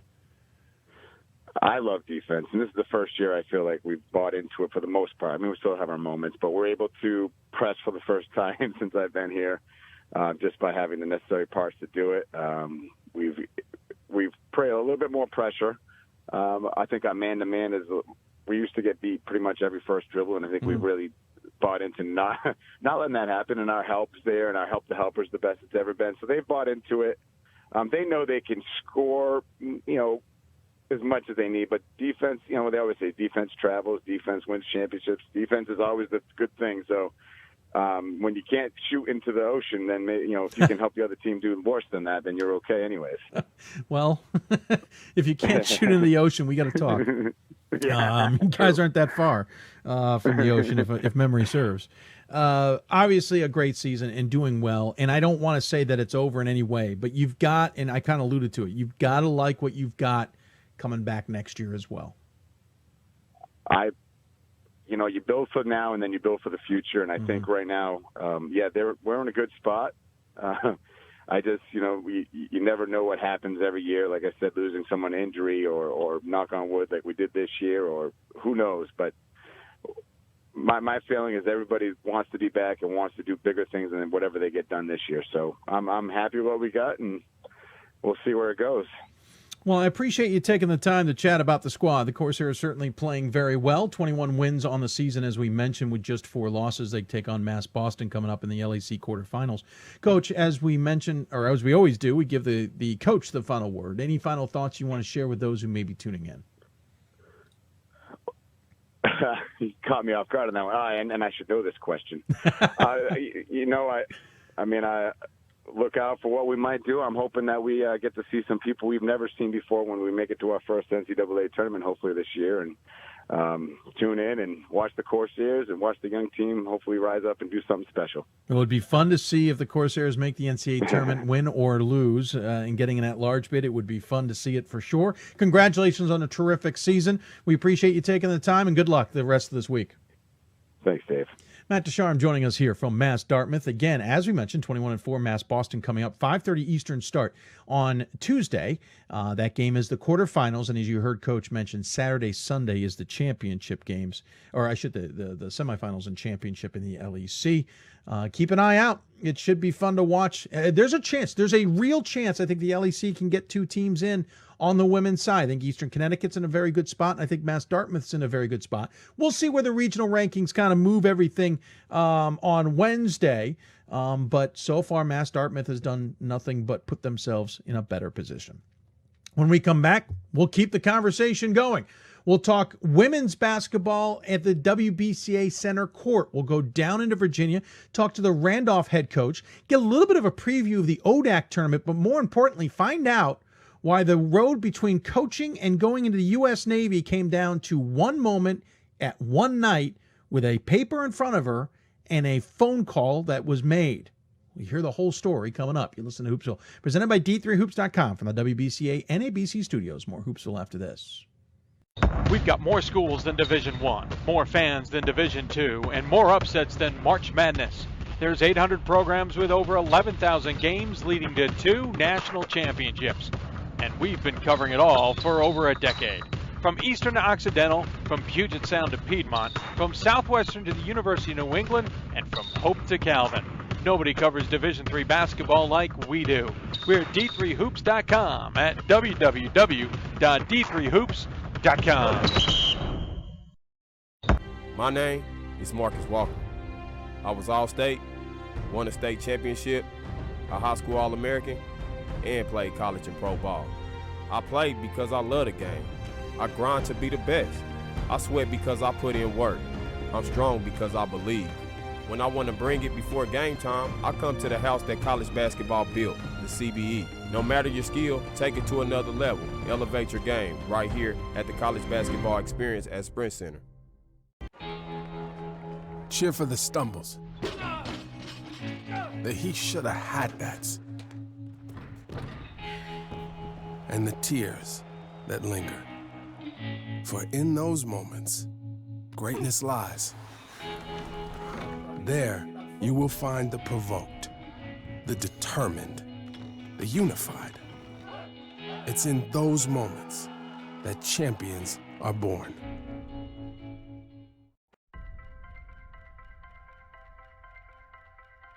I'm a Division III student athlete, and I know how powerful words can be. The term gay doesn't mean stupid, lame, or less than. So I pledge to speak up if I hear the term gay used in a derogatory way or any other homophobic terms. If you can play in Division III. I'm a Division III student athlete, and my teammates unconditionally accepted me as part of their family. So now I pledge to do the same for others. If you can play in Division III. Welcome back to Hoopsville, everybody, on this Sunday evening. If you've got questions for our Hoopsville mailbag, time's running out. Email us, hoopsville@d3hoops.com. If you listen to the podcast or on demand, time isn't running out. We'll answer your questions at the next show. So email us, hoopsville@d3hoops.com. You can also tweet us questions at D3Hoopsville or use the hashtag Hoopsville. You can also ask questions on our simulcast on Facebook Live or on YouTube. Again, just a warning to all of you out there, the people running the show are in front of your camera here. It's just me. So if you ask a question and I haven't answered it yet, it's because I probably haven't seen it as I work my way through all the questions plus interviewing guests. So just bear with us. We will get to your question as soon as we can. In the previous segment, we ended by saying the next guest had a choice to make whether she was going to go on with coaching or go to the Navy. I screwed that one up. She actually did have a coaching decision, but the real question started with whether she was going to go into the Navy or go on and play basketball in college. We know a lot of people who have that tough choice. She later then had a choice of what to do versus real world versus coaching and the sacrifices it's made. It's resulted in ending up at Randolph College, where they're into the ODAC tournament, the Wildcats on the women's side, 12-13 this year. 7-9, that's a huge turnaround from last year's 4-22 season. But what's the real story behind the coach? It's a story that I found interesting enough from the WBCA. So joining us in the WBCA Center Court is the head coach of Randolph, Andrea Kendall, joining us on the City of Salem Skype hotline. Coach, thanks for taking the time. Hi, thanks for having me. Absolutely. So let's start at the beginning. Well, first off, let's talk about your team. You're 12-13. You're 7-9 in the conference. You ended up in a three-way tie for 7th. You're on, as everybody is, into the conference tournament. But more importantly, you're hosting that game at home on Tuesday. Yeah, first time in program history. We are hosting a home first-round game. We're really excited about it. Yeah, I was going to say that's got to be adding a ton of excitement to everybody out there who sees what you guys are up to with this program. And in your first year, you've got to be thrilled with the turnaround. I am. I'm very thrilled. And I think the way that I am, the competitor that I am, I feel like there are some games we probably should have won, but I keep getting reminded daily by our support system here is that, we have come a long way in a short amount of time. And, we take all these accomplishments and we just try to build on them. So Tuesday is a big night for us because this team has also never been to Salem to compete in the ODAC tournament there. So we're excited. Yeah, I was going to say, get the win on Tuesday, and you're on to ODAC or on to Salem Civic Center in the quarterfinals. So there's a lot going on. We'll talk more about that, but I do want to back up to where this story technically begins. Okay. You played college or high school in Delaware, and you had a choice in front of you. I think is maybe one of the more unique choices. I don't think that a choice between a service academy and going on and playing elsewhere is unique. I think how this happened is unique. You're about to sign the paperwork to go to the Naval Academy, correct? Yeah, that's accurate. Yes. And you decide you need to make a phone call, or a phone call comes in? A phone call comes in. I was about to sign the paperwork to enlist early. I was still underage, and the phone rang. My mom answers it. She says, I have a phone call. I reluctantly decided to take that call while he was there, and it was Andrew Costin at Cecil College, the head women's coach there, and he offered me an opportunity to come visit campus, and I felt like that was a sign for me to not enlist right then. And I'm glad that I didn't, because it's one of the many things in life that have brought me to where I am today. And you're saying basketball and playing in college wasn't necessarily what you were looking to do. It's not like you were going to go to Navy and actually play basketball at Navy, unless I'm completely wrong on that. So this is kind of a really a left curve, as it were. Yeah, I mean, I was a average, above average high school basketball player, very smart, intelligent player, could shoot the ball really well, but wasn't the most athletic. And, that was part of the reason why I wasn't getting the attention from collegiate coaches. So I had some here and there from distant places, but I would always told myself I wanted to go into the Navy because my father was in the Navy. He served on the USS Forrestal, which exploded when he was on it. And so I just wanted to go into the Navy and follow in his footsteps. But the coach called, and I'm glad that he did, because it was, again, during those years where I fell in love with the leadership side of the game, and I am where I am today. I always loved basketball, but just felt like I was going to go into the Navy. It was a goal that I had. What's more interesting is it's not like it was a choice of a 4-year college. Cecil College is a 2-year junior college. Mm-hmm. Certainly they recruit. They have junior college basketball is pretty darn competitive. Right. So this you're almost kind of taking a whole different tack here. If you went to Cecil, was the Navy option out for good?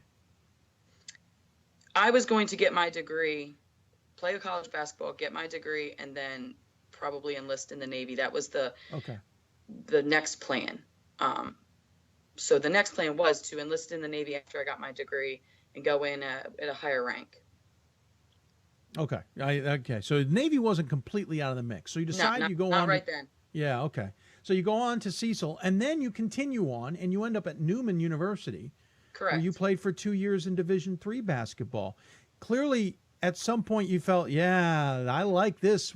I like where I'm going with this. And Navy, as much as you've clearly got respect for the Navy, it wasn't fitting your lifestyle at that point. No, at that point, there was a time where I felt kind of pushed towards the other side, and I really wanted to continue my career to play collegiate basketball at Newman.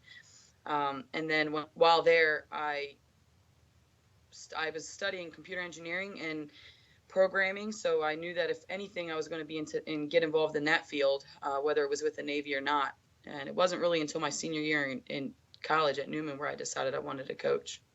Interesting. But after college, you didn't go into coaching. You did what most of the rest of us do, and we go out into the real world, as they call it. You got working at Citigroup. Tell us just a little bit of the experience of going out there and kind of leaving basketball, which had driven you down this road in the first place, was like.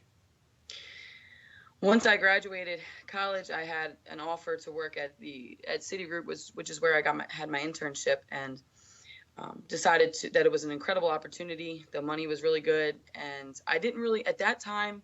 We're talking 15 years ago. I didn't understand the whole graduate assistant programs. Wasn't really mentored in that fashion, so I didn't understand how to get into coaching. If that makes sense. So I decided I was just going to go and start my career, and then possibly begin an AAU program or a coach at a high school there in Delaware. So that's what happened there. Interesting. So obviously you get out into the real world, and then you get the calling. Mm-hmm. There's this urge to get back into it. And you made a lot of sacrifices to kind of get back into the basketball side of things and coaching. And again, it's a fateful phone call.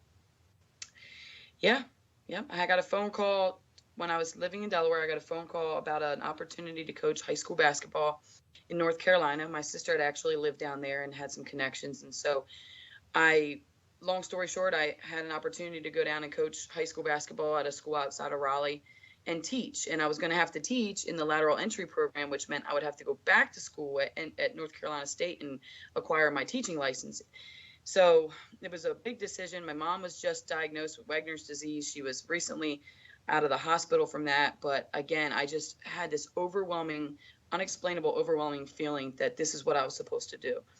And so I prayed about it and thought countless nights about what I should do, and decided that I'm going to pack up, leave Delaware, move to a state where I've never really spent more than a couple nights, and move. And I moved down to North Carolina. When I got there, I found out that the high school job that I assumed was open was actually filled. So I was jobless and ended up at East Lee Middle School through a series of events of meeting different people and trying to find a job. My first job was a 7th grade boys basketball coach. That's the part of this story, as much as it all has been incredible, that's the part that blows my mind the most. You got this job, you pick up everything, you move down there, and it's, oh, by the way, I mean, maybe we don't know the answer, but how did that happen, and how did you get out of it? I believe there was a lot of miscommunication, lack of communication. I was under the impression the job was mine. A life that you learn is when you accept a position, you go through the process of signing some form of document to verify and to confirm that you have accepted that position. And that was something I did not do. And at 21 years old, I wasn't educated in that. But I'm glad that happened, because to be honest with you, that year at East Lee Middle School was incredible. And I still have relationships with, those guys that I coached back then. Several went on to play Division I basketball. We were really good, so I thought I was the greatest coach that ever coached the game. Nice. I mean, I did. Stick with it. I like it. Yeah.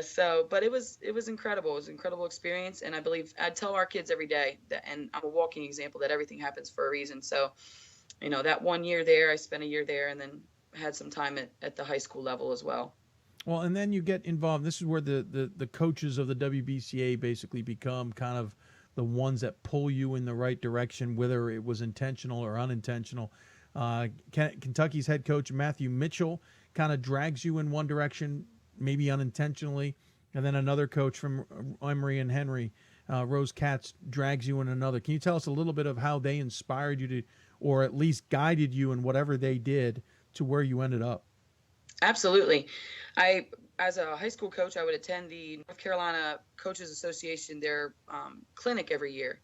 And I was there one year, and McHugh Mitchell was a speaker, and he had discussed how he had gotten into college coaching, and that he was, in fact, coached at the high school level, even in the JV ranks. And he just kind of went through his whole story about how he got where he was. And I was just thought how awesome it was that he's now a big-time Division I head coach at Kentucky. And he started off kind of just like me in a sense, where, because there were times where I applied to jobs for 5 and 6 years in a row, and to no avail. I had no interview or anything for 5 summers in a row.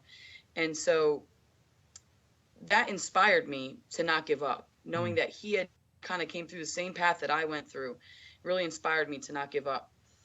And I got a phone call. It was May 25th, 2012. Got a phone call from a woman named Rose Katz, who was currently at that time the head women's basketball coach at Emory and Henry College, which I had never heard of. Had no clue. I knew that I had sent out some applications. I did a little research on that one, but at that point, I'm just throwing them out there. Like, somebody call me. I had given myself a region, geographic region of where I would like to end up, and just sent out applications and resumes to all the open positions. So she calls me. It was May 25th. And the reason why that date is significant is because my mother passed away a few years back before that, and May 25th was her birthday. And my mother's name was Rose, and Rose Katz is calling me. And so because she had offered me a phone interview, which I accepted, and ended up getting a campus interview. And I don't know if I would have taken that job if she had not called on May 25th. Because it was a $20,000 pay cut to be a full-time assistant at a Division III school in Emory and Henry versus being a full-time teacher and coach of basketball and softball at the high school level. And that's nothing to shake a stick at. That's a significant pay cut. That's a heck of a sacrifice. And it's interesting, obviously, the stars aligning, as it were, and something telling you in the back of your head, hey, you ought to go for this. Why not? And it's led to where you are now. How long were you at Emory and Henry, and where'd you go from there? I was at Emory and Henry for 3 seasons as a full-time assistant, 2 under Rose, and then Rose Katz had left for Arcadia University, and Ann Crutchfield came in as our new head coach at Emory. So I was there for 3 seasons and then left. And I wanted to be a head coach, and as much as I loved my time at Emory and Henry, I was given the opportunity to be the head coach at Centenary University, or now it was Centenary College, last year. So I left Emory and Henry after 3 and spent 1 season at Centenary College last year. And now you're back at Randolph and back in the ODAC and back against Emory and Henry. So it's an interesting small circle there. What was the decision to come to Randolph? I know a lot of coaches, a lot of reasons to stay with a program for 1 year, 10 years, 50 years, whatever the case may be.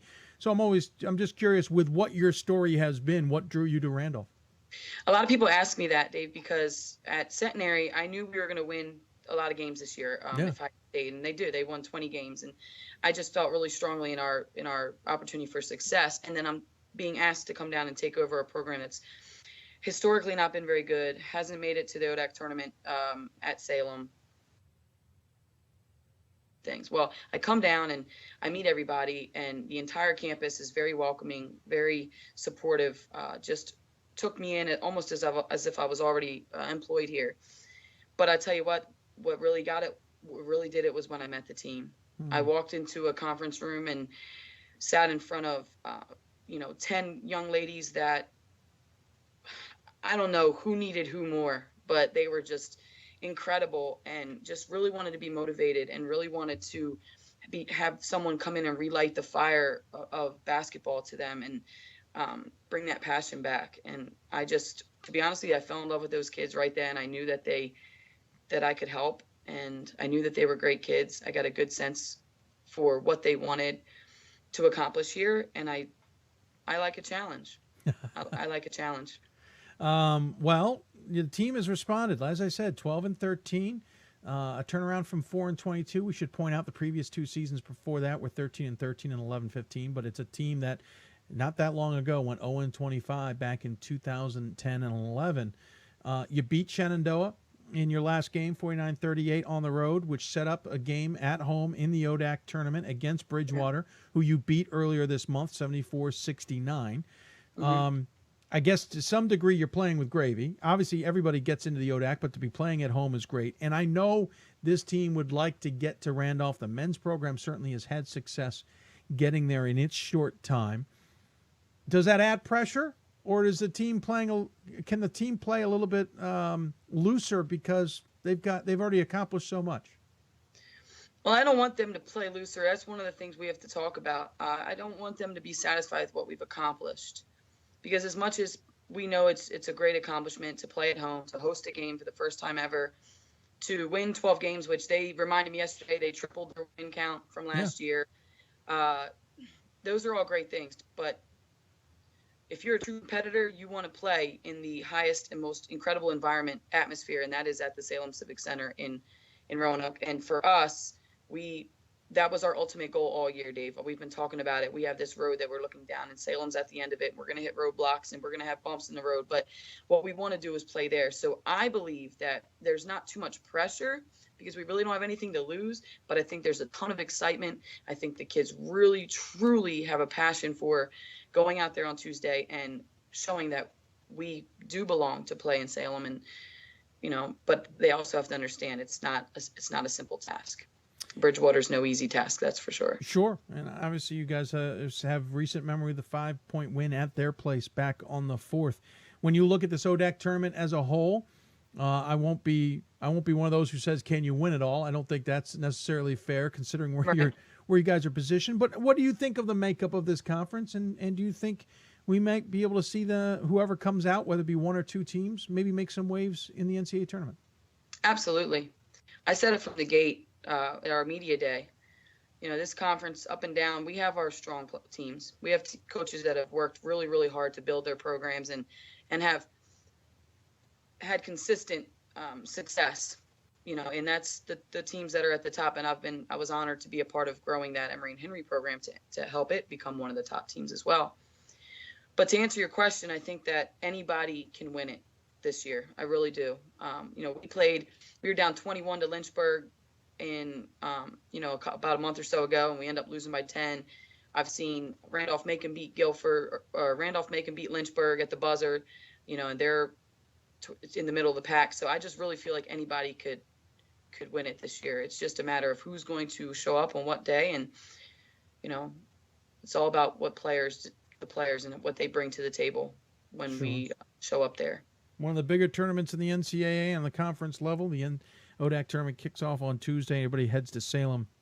Let's see if I have this right. Women are Fridays. Was it Friday, Saturday, Sunday? And men are Thursday, Saturday, Sunday. Is that correct? Yes, that's correct. Okay. We win Tuesday. We play Friday right. against Lynchburg. That's right. So we wish you luck with that. Certainly. Congratulations on the turnaround this season. And what a heck of a story. This interview doesn't do it justice. I'm hoping somebody does it better justice down the road, but it's incredible to see the weaves and which roads you chose and which paths you decided to take and how it's all led you to here. Definitely the road less traveled, I would argue. But certainly, I agree. Do you have any regrets not going to Navy? Absolutely not. I am just so in love with my profession, so infatuated with just becoming the best coach I can be. And that's why I say, people like Andrew Costin and at South Johnson, Mickey Bridgers, and Dee Dee Jarman at Methodist, who had helped me get the job at Emory, and then Rose Katz. All these people played a role in getting me where I am, and so I just like to bloom where I'm planted. And right now I'm planted at Randolph, and I plan on trying to make this program into one of the best in the league, and if not the region. Well, good luck to that. Before we let you go, we want to do the WVCA Center Court questions, if you don't mind us having a little fun with these. Sure. Let's Lily, off the top of your head, don't overthink them too much. Whatever you think of here, and we'll have some fun with it. Okay. So what's your favorite thing about coaching, especially in Division III? The passion from the kids, they're playing for a different reason, I think, and I love the atmosphere and the kids. Yeah. Okay. What's your biggest pet peeve? Lack of effort. That's a good one. I like that one. What's your favorite rule or nuance to the game? Favorite rule to the game? I love the advancement of the ball right now. I think it creates a new atmosphere. It makes it a little bit more fun for me to coach. I think it's hurt me more than it's helped me, but I'm excited to use it to my advantage one day. Okay. What rule do you want to see added, removed, or changed? I would say I would like to, people probably gonna hate me for this one, but I don't like this as how the calls on the ball are. You absolutely can't play. So it's very difficult to play on ball defense. If you touch at all, it's going to be a foul. And for me, I think it's called a little too tightly at times. But I understand why that's there. But if for any rules, we're going to loosen up the ball pressure rules and try to give a little bit more leniency to the defense. Okay. Any pregame ritual or superstition? Yes. And it is? It is. Well, I listen to some music in my office. I always drink a Gatorade before therapy, and then I close my eyes and envision the scoreboard in what I want it to look like. So it's always I'm always envision the scoreboard reading Randolph in front of the other team. And then time frames of when I go down to the locker room and when I come back out. And so I just follow those every day. And so. Interesting. Okay. Yeah. What's your craziest travel experience? Craziest travel experience? Well, we went to the Bahamas one year when I was at Emory and Henry. And as fun as that was, we got woken up at o'clock in the morning because we couldn't find one of our players. Oh, boy. And so we were about one step away from calling the Coast Guard. Found out that she was in her room, but her roommate, she had gotten back to the room before her roommate had known that she was in there. So she was in there the whole time. Nothing like sweating it when you don't need to sweat it. Almost called the Coast Guard, Dave. Yeah. How would your assistants describe you as a coach? Passionate and hardworking, I would hope, but very passionate. I think that I have 3 incredible assistants on my staff, and I think that they probably say I'm a little too hard on myself. They try to shoot me, with these, positive vibes. And sometimes even after a win, I'm like, well, we didn't play hard enough. But, that's the way I am. So I hear you. What do you tell a recruit to get them excited to commit to Randolph? That's a little bit of a trick question since you're just getting into this. But what are you telling recruits? It's no different than I've told them at all my institutions. It's, come be a part of something special.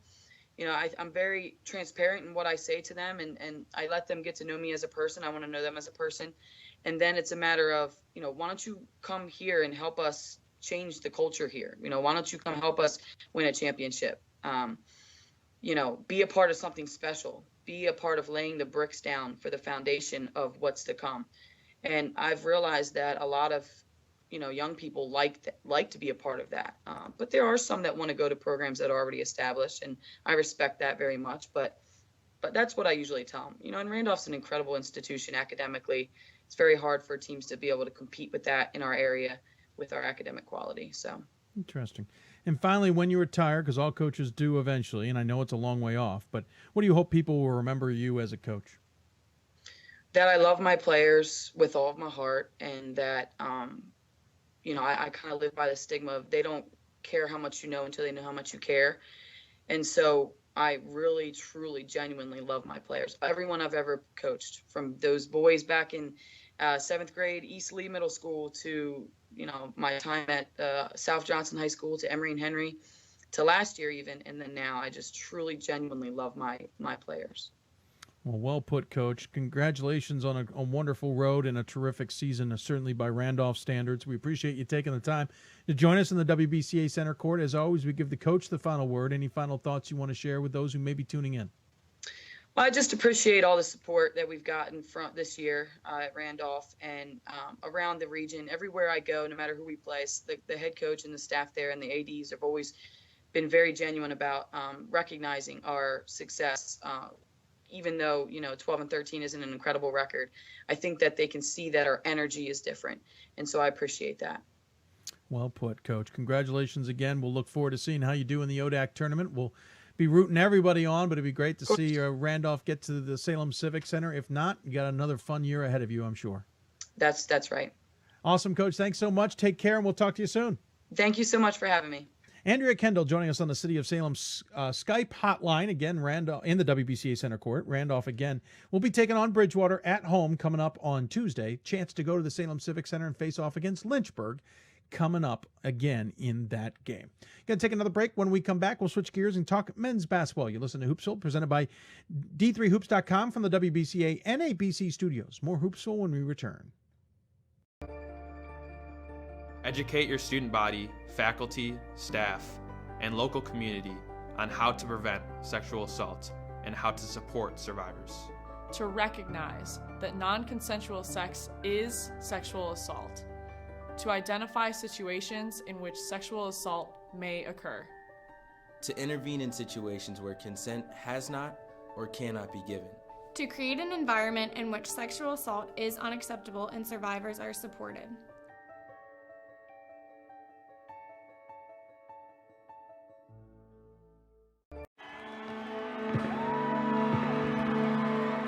Great moments are born from great opportunity. That's what you have here tonight. That's what you've earned here tonight. This is your time. Now go out there and take it.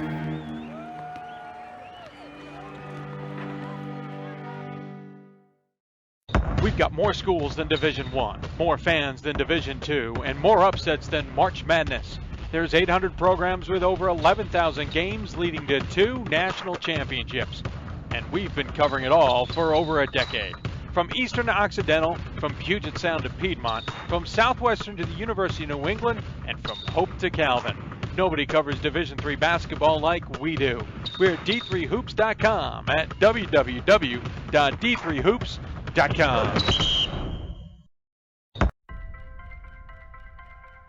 I'm a Division III student athlete, and I know how powerful words can be. The term gay doesn't mean stupid, lame, or less than. So I pledge to speak up if I hear the term gay used in a derogatory way or any other homophobic terms. If you can play in Division III. I'm a Division III student athlete, and my teammates unconditionally accepted me as part of their family. So now I pledge to do the same for others. If you can play in Division III. Hey, welcome back to Hoopsville on this Sunday evening. Geez, certainly isn't Thursday. Don't want to rush ourselves or go back in time. Perfectly fine with Sunday. If you got questions for us, tweet us at D3Hoopsville or hashtag Hoopsville. Got emails, hoopsville at D3Hoops.com. Got one so far that we will get to coming up. And so on and so forth. Running a little bit behind, so we'll keep things going here.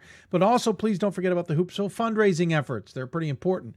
Had technical difficulties in the middle of this show, if you've been watching carefully enough, and probably can tell right now. Certainly those things that we need to work on, and your donations help us do that to keep this show on the air. So we move into the Atlantic region, and certainly the Atlantic region is one of those we're going to be watching carefully come Selection Sunday in a week, and the brackets when they come out on Monday. A lot to be decided still, but a lot still up in the air, trying to figure it all out. The CSAC's a fascinating race. Newman's certainly gotten much of the attention, but it's a team that used to prowl the NCAA tournament that's back in the mix as well. Cabrini sits second, and I think neither of those teams want to see Rosemont, who's playing well against at least those two. It's going to be a fascinating CSAC tournament to watch. Well, we want to get a little bit more insight on it, so we go to the Hoopsville Hotline, sponsored by the City of Salem. To join us now there is the Cabrini head coach, Tim McDonald. Coach, welcome to Hoopsville. Hey, Dave, how you doing? Thanks for having me. Doing well. Thank you for coming on. 19-6 overall, with a big win over Gwinnett Mercy on Saturday, 100-83. Rosemont tripped you up early in February, 79-78, and I bring that up because they tripped up Newman, but Newman's had your number. It's been an interesting kind of back and forth a little bit, weave as it were, in the top half of the CSAC this season. Yeah, I mean, I think the top 4 or 5 teams in our league have been pretty much in the battle in every game. I think Newman had a tremendous year. I mean, they are just a physically tough team. They're hard to guard. They really get down and defend. And then Gwendolyn Mercy has been very good and consistent throughout the year. And then, like you said, Rosemont has been the transformation that Bobby Hughes, whose real name is Bobby Hughes, but everyone calls him Barney. I don't think I've ever called him Bobby before. But the transformation they've had from the beginning of the year till now has been incredible. I mean, they've gotten much, much better. They're a much better defensive team than they were early. And then going to their place and playing is a tough chore for anyone. If you've never been in that gym, it is a tough place to play. And they tripped us up there, and then they got Newman, I believe, a week after that. So really any of the top 6 teams in our league, all 6 of us are in the conference playoffs, and really have to bring it every night because it's a pretty competitive league right now. Barney's yelling at his monitor right now. Don't be talking about my team. Stop. I'm trying to stay under the radar. I'm sure he is. But, what's fascinating is, yes, Newman's been getting the attention. They've gotten the top 25 votes. That loss, to Rosemont, I think, turned some heads. But they still, are going to walk away with, or they are the number 1 team heading into the conference tournament. You guys are the number 2.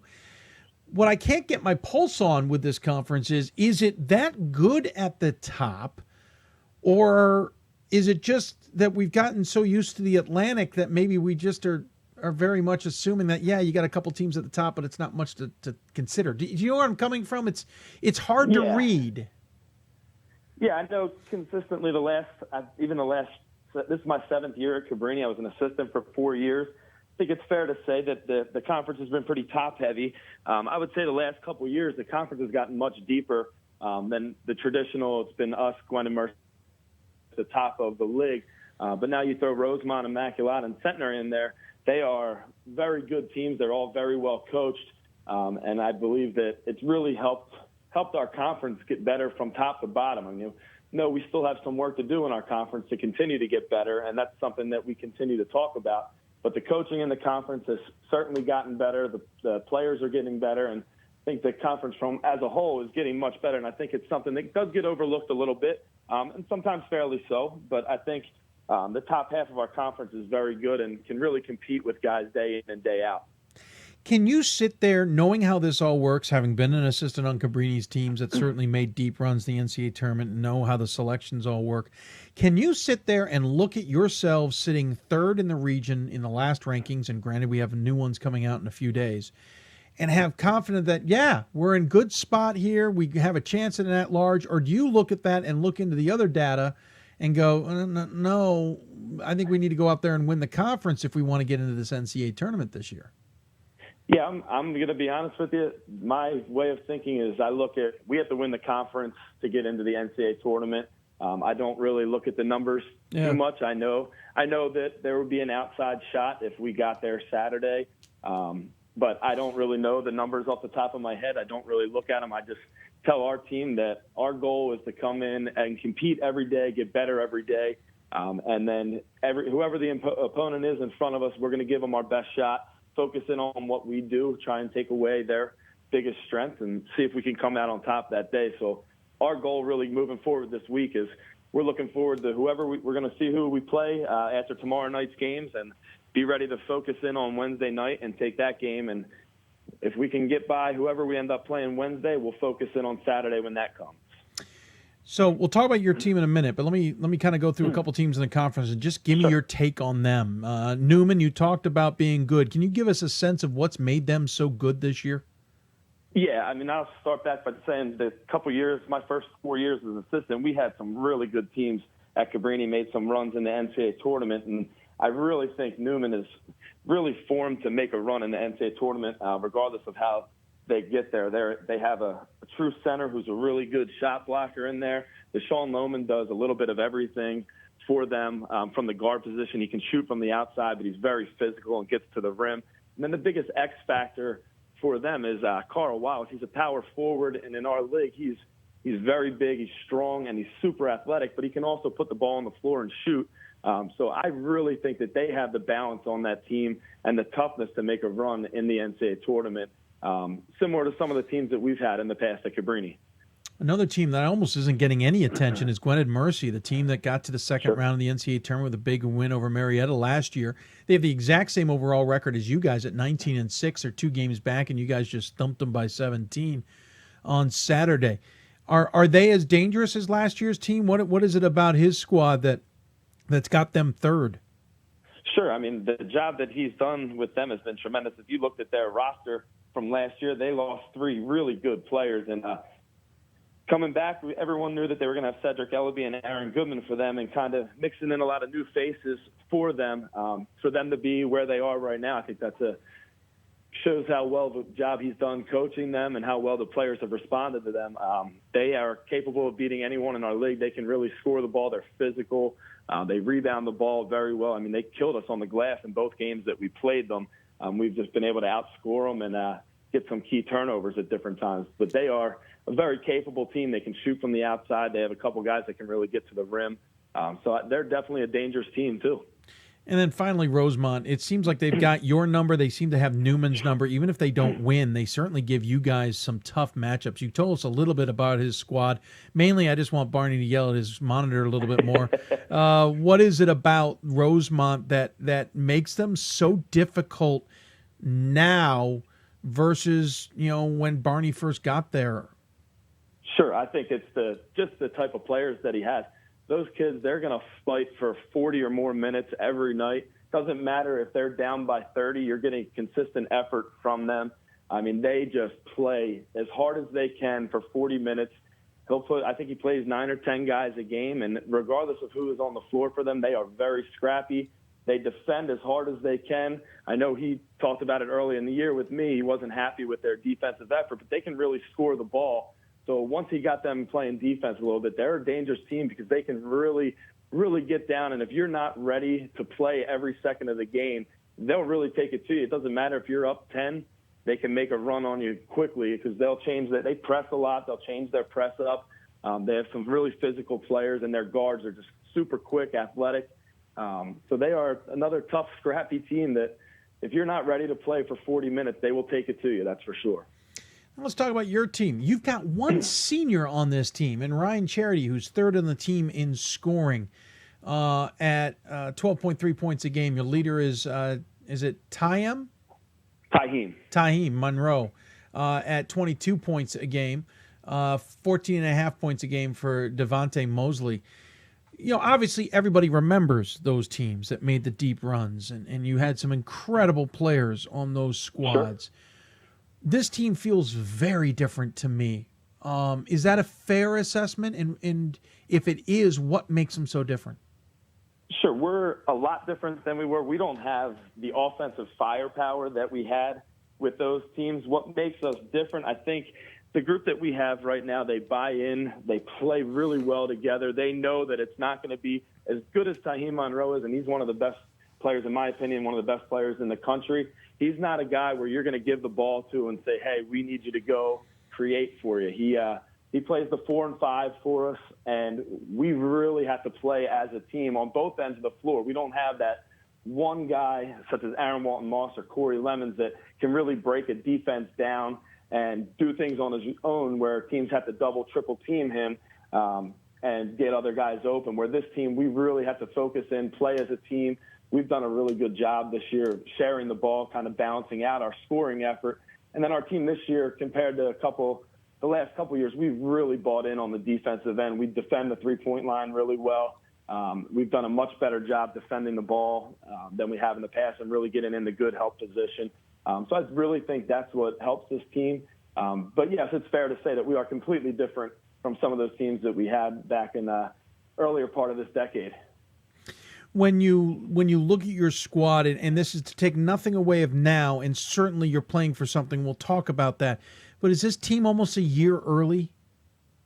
I don't know. I thought last year, we had a chance to get to the tournament. We ran into Gwinnett Mercy and Newman teams that were really good last year. I know Gwinnett Mercy ended up winning a game in the NCAA tournament versus Marietta.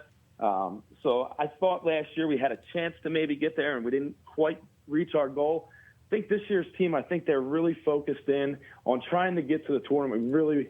I talked to the guys this afternoon. They're really focused in this week. They really want to try and get down and win this conference championship to get there. Obviously, we have only one senior listed on our roster. Kane McGovern is listed as a junior, as a senior in the classroom. He's only a third-year junior. He's going to graduate as well. So we really lose two guys. So we do have a lot coming back next year. We like what we're doing so far with our recruiting class. But my focus right now is really on here. And then after this year, sure, we'll build for the future and be ready to go back at it next season.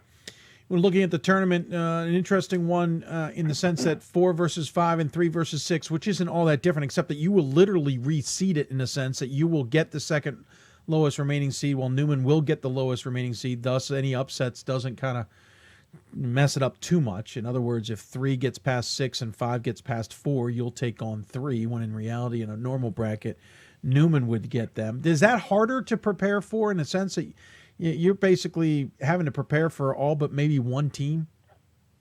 Yeah, I mean, it's harder than normal if you do reseed in our conference tournament.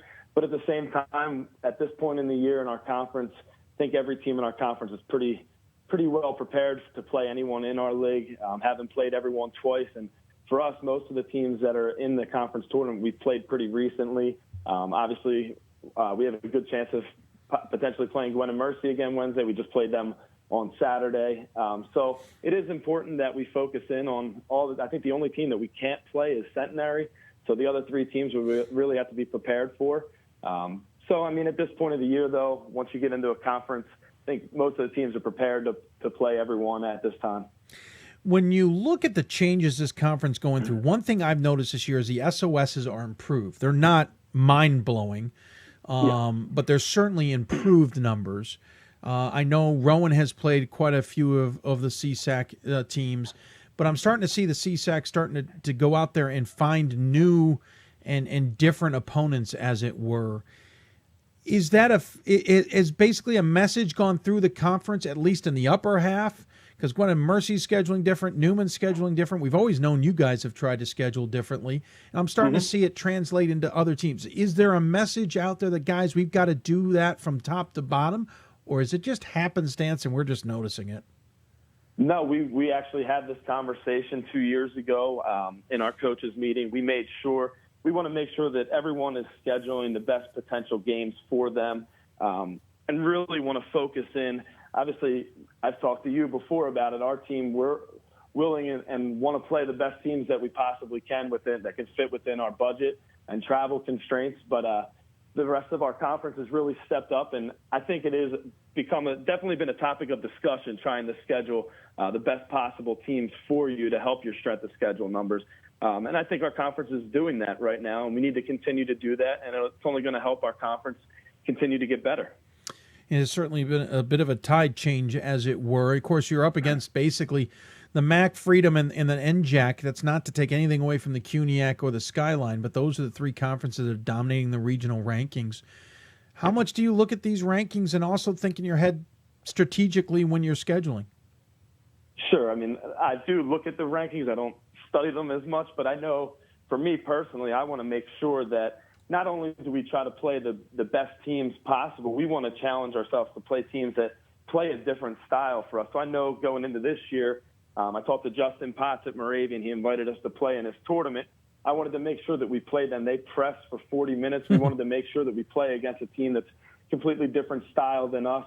We schedule Scranton every year.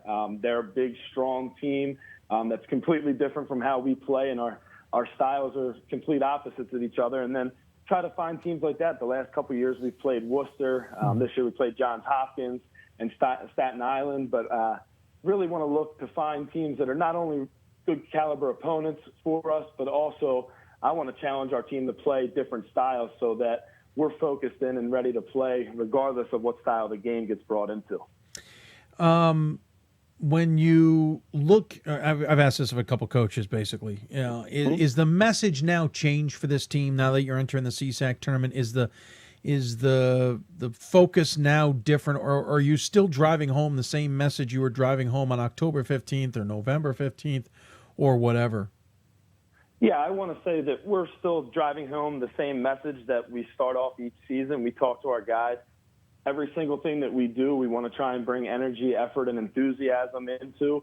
I think if you do that on a consistent basis, you're going to be successful in whatever you do in life. But I think it definitely translates to our team. So that's something that we continue to focus in on. And at this point of the year, we want to make sure that we really focus in and pay attention to every detail, not just in scouting reports on teams that we play, but we on what we do and make sure that we do it to the best of our ability.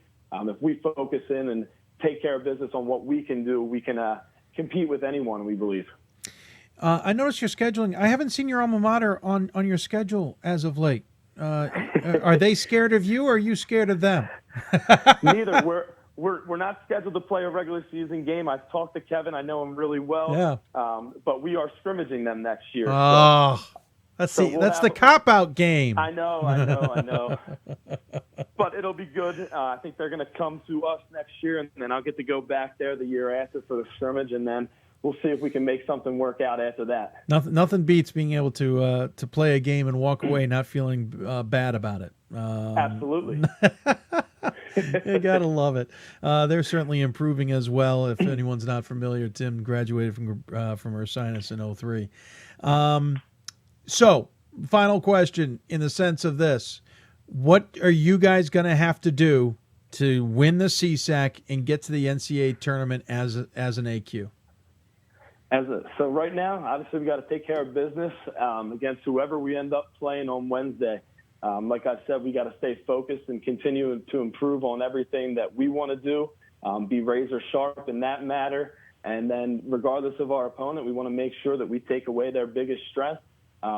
Obviously, I believe that Newman is definitely the favorite in our conference. So if we do end up having to match up with them again, got to come out. We competed for 40 minutes the last time we played them. I don't think we executed well down the stretch, the last 3 minutes of the game. And they made free throws at the end, which was a big help for them. So it's definitely teams that we can compete with. We just have to be, like I said, razor sharp in what we do and hope that we can come out on top this week. Tim, I can only say this because I know you well. That was about the longest coach speak I've ever heard. I got nothing out of that. I apologize for that, Dave. I got absolutely not. Okay, Coach, I got it. Well, I appreciate you taking the time, especially filling in last minute. As always, we give the coach the final word. Any final thoughts you want to share with those who are tuning in? Sure, yeah. I know that question was coming up from listening to the show, but first and foremost, Dave, I want to thank you for having me again. Thank you for all that you do to promote Division III basketball. I know I truly appreciate it, and so does everyone else that's fans of yours and the show. Second, to all the coaches, the fans, the players that may be listening, I just hope that everyone takes the time, especially at this time of year, to appreciate what your team does on a daily basis. I know for me, my team is bigger than just my basketball team, so I want to make sure that give a shout out to my family, make sure that they know that I appreciate everything that they do for me and what they've done for me to allow me to have this opportunity to coach at this level. Thank my coaching staff for everything that they do for me. Thank the administration at Cabrini for all they do to help with our program, our fans and alumni for coming out and supporting us. And most of all, I want to make sure I give a shout out to my players. I thank them truly. I talked to Taheem Monroe this afternoon, really talked to him about how proud I was of this team and how proud I am to be their coach. Getting to come to work every day and have as much fun as we do as a team and as well working as hard as they do. I think it's really important to make sure that they all know how important they are at this time. And so with playoffs coming up now, it's time to begin the second season per se. And then we got to just make sure that we practice and play each day to become the best team that we can. Well said, sir. I love that one. Very well said. Congratulations, as I said, on the season so far. Good luck in the tournament, and we'll look forward to be not only talking about the Cavs, hopefully for a few more weeks here, but certainly next season as well. Thanks, Dave. I appreciate it again. Absolutely. Take care. Tim McDonald joining us on the City of Salem Hoopsville hotline. We're going to take a break here and come back and wrap things up. But quickly again, Cabrini will be waiting out either for the 3, 4, or 5 seed in the CSAC as they reseed. The only team they can't get is number 6. So we'll see how that turns out. We'll see how they play out. It's going to be a fascinating finish in the CSAC. I think it's a little bit more competitive than people realize, and more competitive than I had realized, to be honest. I know I've had Newman in and out of the top 25, but the rest of that conference is certainly competitive.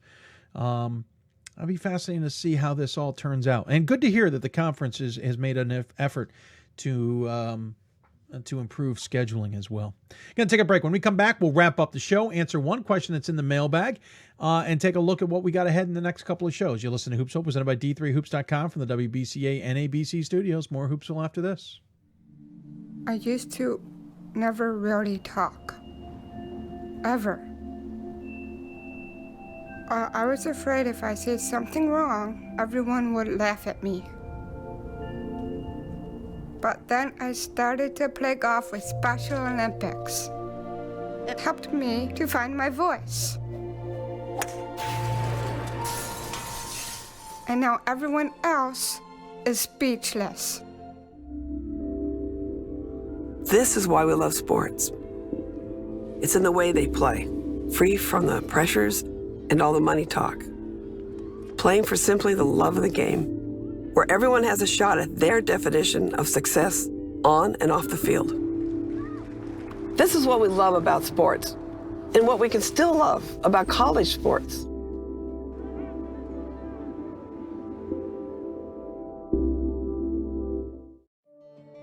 At George Fox University, our promise is that every student will be known, personally, academically, and spiritually. To be known means professors and staff know you by name. It means you're valued, encouraged, and challenged. It means we'll listen to you and with you as you pursue God's call in your life. At George Fox University, you will never be a number. You will be known. Visit georgefox.edu to learn more. We've got more schools than Division I, more fans than Division II, and more upsets than March Madness. There's 800 programs with over 11,000 games leading to 2 national championships. And we've been covering it all for over a decade. From Eastern to Occidental, from Puget Sound to Piedmont, from Southwestern to the University of New England, and from Hope to Calvin. Nobody covers Division III basketball like we do. We're at D3Hoops.com at www.D3Hoops.com. Welcome back to Hoopsville as we wrap up this show on Sunday evening. A couple things to get to. First and foremost, please don't forget about the Hoopsville fundraising efforts. We would really appreciate any assistance you could give to that. Plenty of information on our show page. There's information on our Twitter account. There's information on our Facebook account. There's nowhere you can't find it. It's even on our Instagram page today. Please consider donating. We are only 12% of the way to our goal, and we got 9 days left. Whatever can be done would be greatly appreciated. We'll certainly make our efforts as much as we can this weekend or this week as we close it out. Couple questions we got during the show that I'll try and answer. First off, Hope can't lose on Friday, says Andrew. I'm assuming he's talking about the men. He probably not. I think he's worried about them not getting in. I don't know if they don't get in. They were third in the regional rankings with a loss. They're likely to fall. I'm sorry, that's women. I apologize. I don't have the rankings in front of me. They were second, weren't they? But I think that's true across the board. I mean, Oswego State took a loss this week, and I think that hurts them. I think they were marching towards possibly getting a chance to host the opening weekend and kind of hose themselves. Let's look at that top 25. And on the men's side, it was the usual carnage all over again. We talked about number 4, Eau Claire, losing on Thursday. Rochester losing today to Case Western Reserve 76-72, which gave WashU the championship for the UAA. Put Rochester in the Pool C. Rochester's going to get in. Not too worried about it, but it's just yet another loss. Salisbury, horrible week. Losing 2, not only to St. Mary's, but then go to Frostburg and lose there 86-80. Now, those are 2 tough teams to play and at their locations, but Salisbury's now 19-6. They were in decent shape in the region, in a deep region. Now they've put themselves in a little bit of a bind. And I'm telling you right now, I called this 6 weeks ago. There was something about this team that I like. There's something that concerns me. And the Seagulls are showing it right now. I know they're banged up. I know they've been dealing with illnesses. A lot of teams have. But they're supposed to be better than this. They now have no wiggle room. I think they've got to get to the CAC championship game to put themselves in position. But they're going to be on a long bubble. And Salisbury has done it to themselves. These are winnable games, even with injuries. And I think Salisbury has done nothing but hurt themselves. We'll see if they even stay in the top 25. They're now 19-6. They'll definitely fall from number 11. I just don't know how far they'll fall. Susquehanna at least took the Scranton loss and beat Elizabethtown, though I believe Scranton will be the number one bid in the Landmark Conference, number one team in the Landmark Conference. So Susquehanna lost a chance of being the home squad. Hope lost to Calvin in overtime, 65-62. This is what Andrew was alluding to. If they were to lose in the conference tournament, they would pick up a 6th loss. That's where I think they're okay. They have more wins than Salisbury. Their SOS is a little bit better. They're not in as deep. Well, they're about as deep a region as the Mid-Atlantic. I think Hope's in better shape than Salisbury, but certainly that loss to Calvin, maybe we should have seen it coming. Kind of alluded to it in our interview with Coach Greg Mitchell about the fact that when you have, Calvin has a lot they were playing for too. Whitewater, we mentioned, lost to Oshkosh. They at least got back in the win column while beating Eau Claire 70-68. I like Eau Claire, but Eau Claire just cannot put games together. They keep stubbing their toe. It baffles me. Eau Claire now with 7 losses on the season, a team I thought could get in the NCAA tournament. They were pretty well positioned too. They may have now just killed their chances. And at large would mean 8 losses. And I just don't know if Eau Claire can get in, which may be beneficial to others because the WIAC won't take as many bids as we were many predicting. We mentioned Amherst lost to Williams 76-69. Their record is now 17-7. That's it. 17-7. Here's where my concern with Amherst is they don't have a lot of wins. They're going to go up against 7-loss teams who are going to have 19 and 20 wins this season, and they're going to be 3 wins behind. You start playing that 0.03 to 2 games ratio, and Amherst is starting in a hole. They didn't make up their game against Rhode Island College, and they didn't get far in the NESCAC tournament. That's why I think Amherst is in a little bit of trouble here with a 708 winning percentage. That's where I'm concerned. They don't have enough wins. If we were to take their SOS and compare it to somebody else's who's got a lower SOS, and let's say we add 2 games, because now they're 19-7 or 19-5, compared to a team that was maybe 20-7. So now that other team is 18 and or 20-5, 18. It starts to get murky. That's why I'm worried about Amherst a little bit. Swarthmore lost to Franklin and Marshall, who thumped them 93-66 on Saturday. Swarthmore doing themselves absolutely no favors, despite the fact I think they had already wrapped up the number 1. Augustana lost to North Park. There's a chance at a 4-way tie, I think, in the CCIW, or at least I was reading about that. Or maybe that's gone now as of Saturday. I don't remember. I got a little bit behind on the chat boards. Wesleyan lost to Trinity 51-49. Wesleyan's in trouble. But think about this. Wesleyan's 19-6. Amherst is 17-7. Wesleyan's got 2 added wins there that are to a benefit. And over Amherst. So Wesleyan, I think, is in better shape than Amherst, and Amherst might be in big trouble. Claremont Scripps lost again to Cal Lutheran. At least they beat Chapman, but the Skyac down to definitely 1 bid. Guilford lost, as we mentioned, but at least beat Bridgewater on Saturday. MIT lost to Babson. That was the team that Babson had to hit the 3-pointer at the end. That may help MIT, but they're definitely a bubble team. Brockport lost to Cortland and then beat Oswego 80-75. The SUNYAC, as much as people like to talk about how good the conference is and the ability for anybody to win, I always say, yes, that's good to a point. The top teams need to step away, though, and be better than the rest.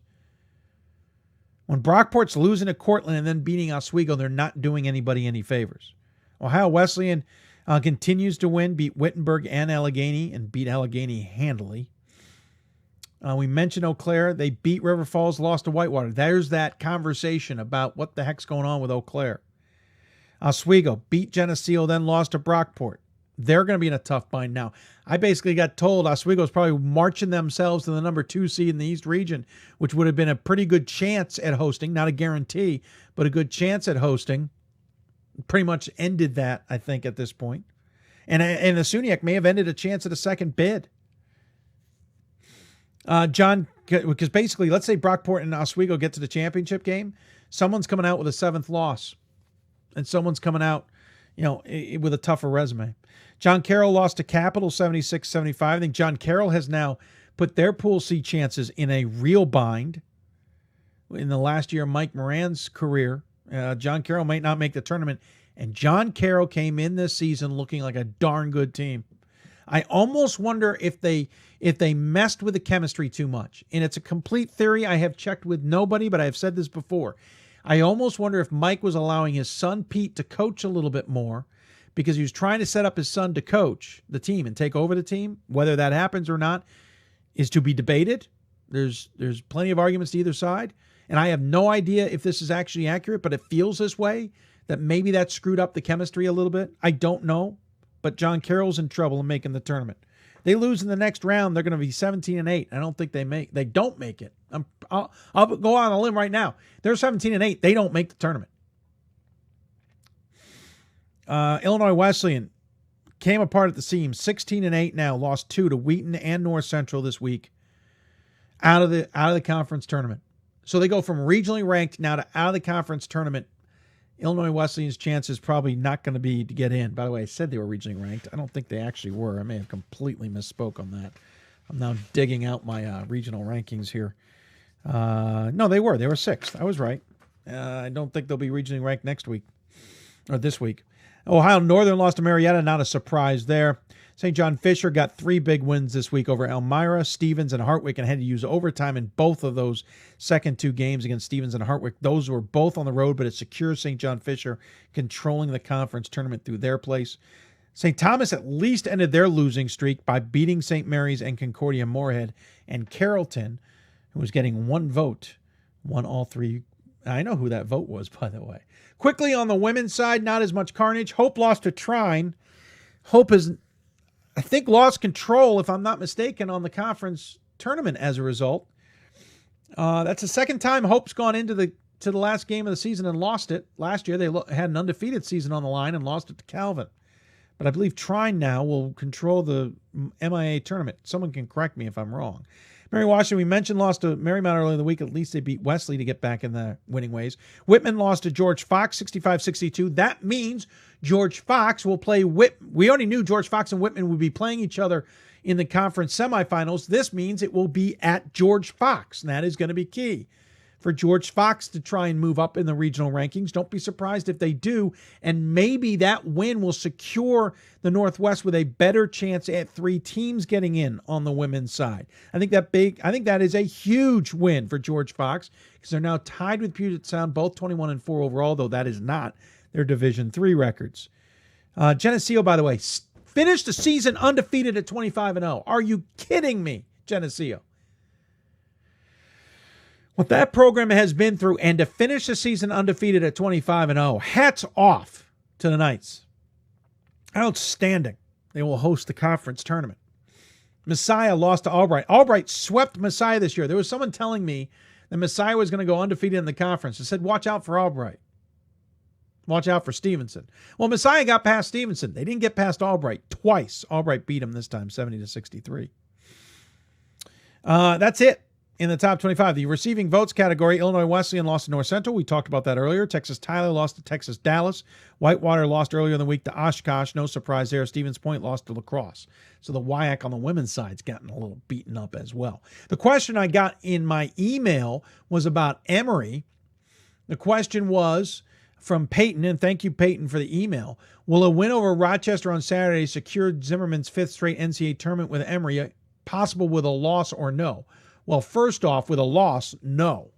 Emory's not going to walk away or get into the tournament with a loss next week. Currently, they were ranked this week in the 4th spot, which is my danger spot in the South region, because I'm not so sure it's that deep. I don't think Laterno at 5 gets in. I know Randolph-Macon at 6 won't get in. Maryville at 7 thus wouldn't get in either. So Emory's right on the bubble line. They at least beat Case Western Reserve and Carnegie Mellon this week. And with the question's going to be with Concordia losing ahead of them, will Emory move up? I don't know if they necessarily do. So let's just keep Emory at 4. A win next week over Rochester will help immensely and give Emory a better argument, though I'm not positive they can get in. A loss, I think, kills them. I absolutely think a loss will kill them. So we'll see what happens. But and the game's at Rochester, so that's in Rochester's favor. My gut tells me if they lose, Emory's on the outside looking in. If they win, they at least are in the conversation. But it depends on how the rest of the South region, and it's a weaker South region this year, works out. I think that's about it on a lot of our questions. So let's talk about programming a little bit.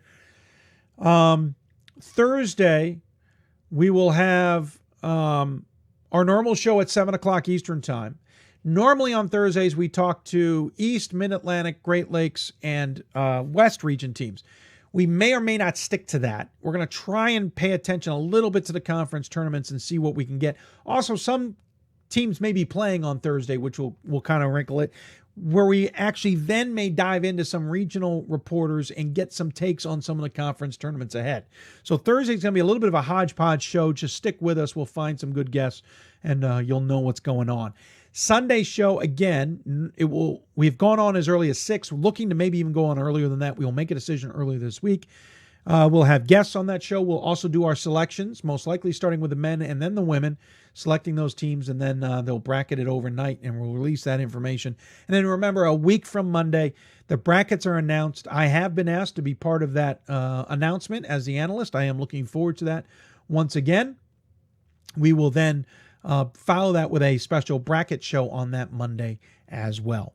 So that's how you got it. I want to thank all of our guests for appearing on the show tonight. They included Maya Smith from Illinois Wesleyan, Stan Bonowitz from Concordia, Texas, Matt Ducharme from Mass Dartmouth, Andrea Kendall from Randolph, and Tim McDonald from Cabrini. I want to thank their sports information staffs as well for their help.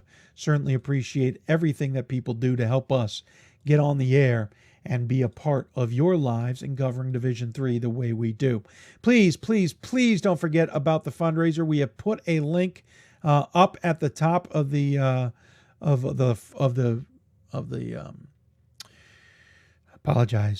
the top of our Facebook page. We will do so with Twitter as well. Please consider helping us with the show. By the way, hitting our goal is important too, because it means less fees, which means we get to keep more of the money that is donated. That's going to do it. Thank you for tuning in. We really appreciate it. We'll be back on, I forgot, Wednesday afternoon. We'll be on the air shortly after the regional rankings are released. The first regional rankings were released about, I want to say 1:30-ish, 1:45, so we're on the air before 2 o'clock Eastern time. Last week, they were released about 2:30, 2:45, so we weren't on air until about 3 o'clock Eastern time. It's all depending on when those rankings get out. We hope we'll be on the air again about 2 to 3 o'clock in the afternoon and go through them and answer your questions. Then on the air Thursday at 7, on the air Sunday, late afternoon, early evening, and then on the air Monday afternoon as well. A lot of Hoopsville ahead, and we hope you'll appreciate the efforts, and we hope you enjoy the shows. If you've been listening to the Hoopsville podcasts and you have questions that you want answered, email us, hoopsville@d3hoops.com. That's hoopsville@d3hoops.com. Thanks for tuning in, everybody. Glad you enjoyed it, and we'll be back here on Wednesday afternoon. Good night, everybody.